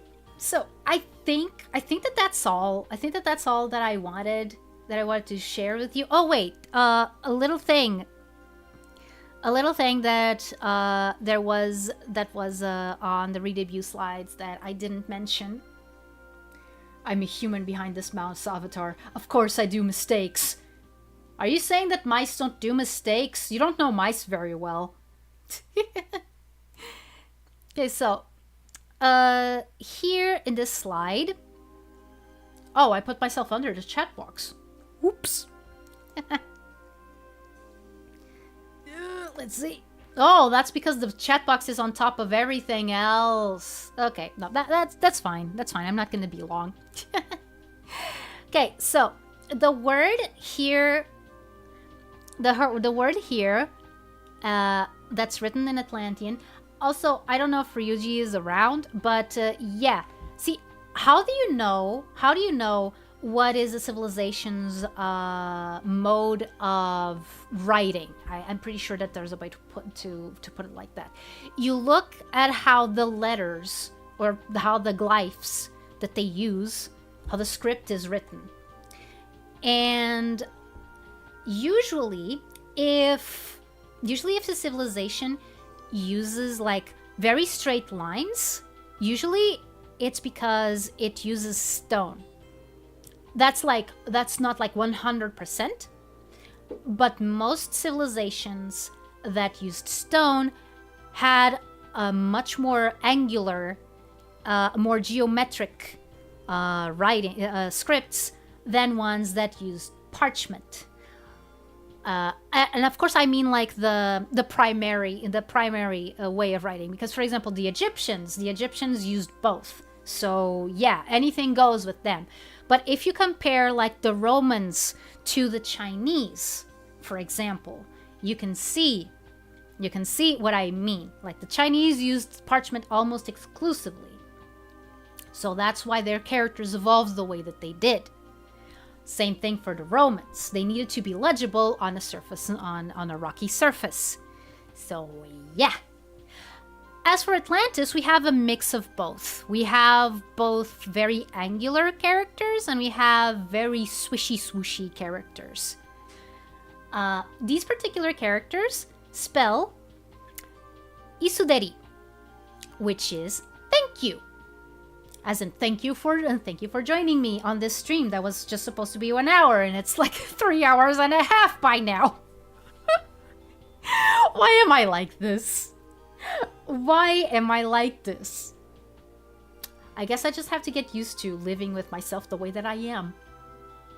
I think that could be part of that character development I mentioned earlier.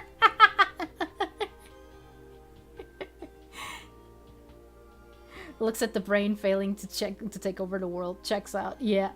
I'll make it mine one day. Just so you wait. That Lucario plushie is gonna be in my hand. What if the Lucario plushie steals you? It is going... there was one letter that has changed because I changed the cipher. I changed the cipher because there were a few words that were coming out in ways that I didn't like it. Like I didn't like how the words were coming out, so I switched 2 letters. There were initially 2 letters that I went like, okay, I'm already using these. I am not going to be able to use them anymore. Like for other letters. But yeah, I switched 2 of those letters. I decided to go like, no, I want this to sound good. I want this to sound good, and I can't if these 2 letters stay like this. So I am going to change them. So yeah. It's the train incident all over again. Oh no! Yes, I would let Lucario steal me. Aren't you concerned about your own safety, man? Egyptians be like, here's some angular lines. Throw some birds in there too.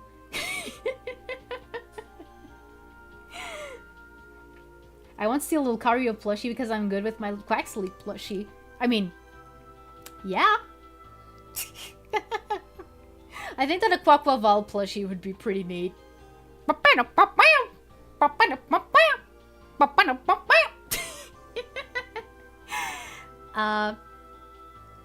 yeah, because yeah, just a little last note. Yeah, I do have this Atlantean language that I want to see if I'm actually able to use and stuff. Hence why I decided to switch those letters around. Like, for example, I used to also greet with Ihelule. It's not going to be Ihelule anymore. It's going to be Ihezuze. It's going to be Ihezuze. And as for Ekaze, it's also going to change. And I'm going to reveal that once I end stream. there's only one thing that I wanted to do before I do that. And I'm gonna take the slide away. And I'm probably gonna change the scenery for a bit. 3 hours stream. We love Atari long unexpected content. Yeah! Goodness me, I went for a walk and everything, and here we are still. Yes, I know, Johnny. It wasn't meant to be this long. I keep underestimating myself.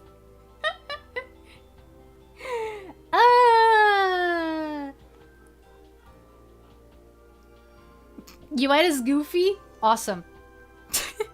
Okay. Let's change the scenery. And let's put it close to this here stream that has been going for way too long.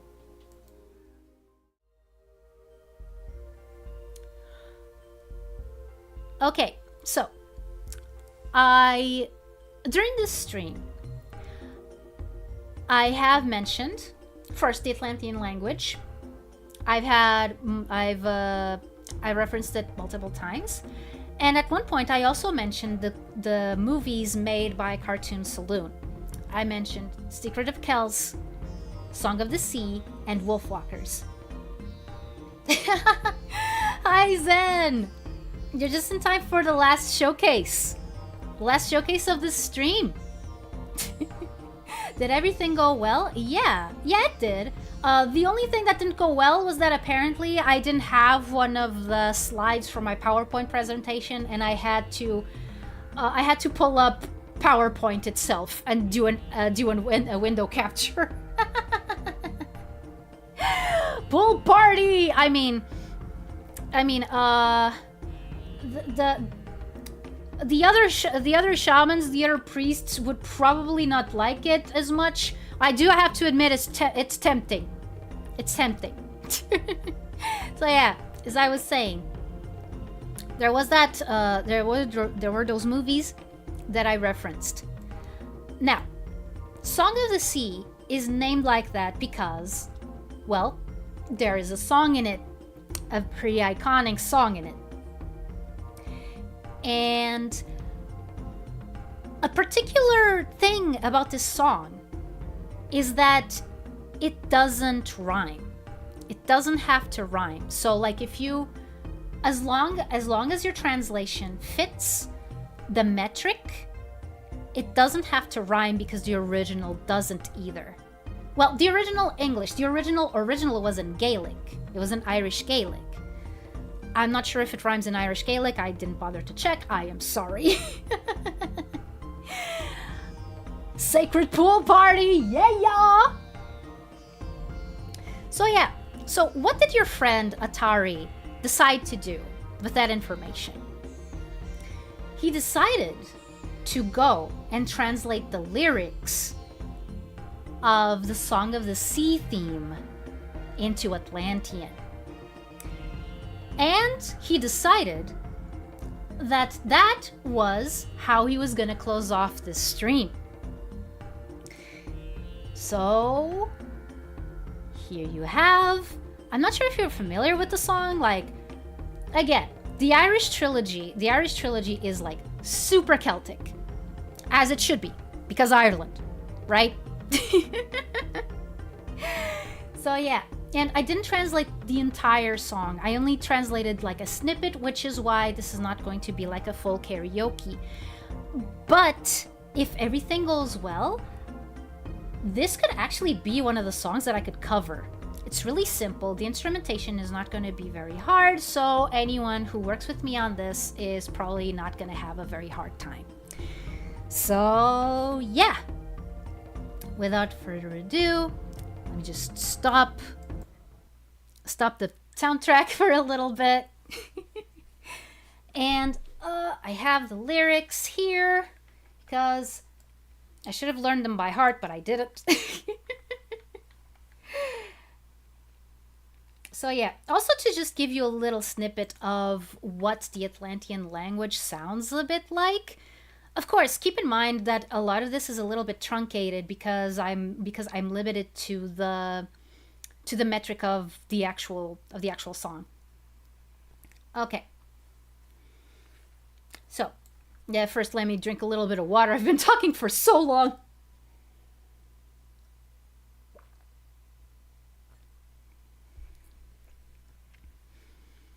Okay. Here you go. Song of the Sea in Atlantean. Alakaye di he alakaye vu alakai lika alakayota alakayayaka alakayayaka alakai kamui alakai tode reni la fe enelane irimeha lam sele lam netame ewino heli lisiemi my me.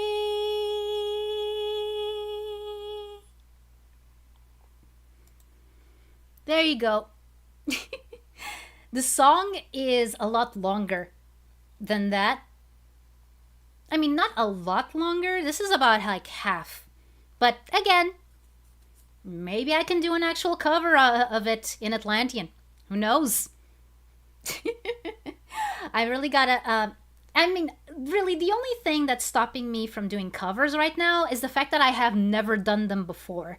So I don't know like what I have to have ready to start, you know? Like is it as simple as, you know, just recording my vocals and making sure that, you know, the sound is okay and just sending them to whoever mixes the thing, or do I have to have other things in mind? Like that's the stuff that I'm still, you know, a little bit confused by. Thank you. Thank you guys. Thank you. Again, probable future cover. Also to give Song of the Sea more visibility. Like, I mean, it's a great movie. It's a great movie. Go watch it. Go watch it now. And since I'm ending stream, you can actually go watch it now. So yeah. I am going to be going now.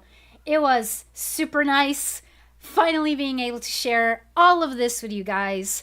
I don't have a schedule ready right now. I am still going to make it and post it tomorrow. Why is that? Because there's a lot of things that are still in flux, like going in real life. Like I said, I got a job.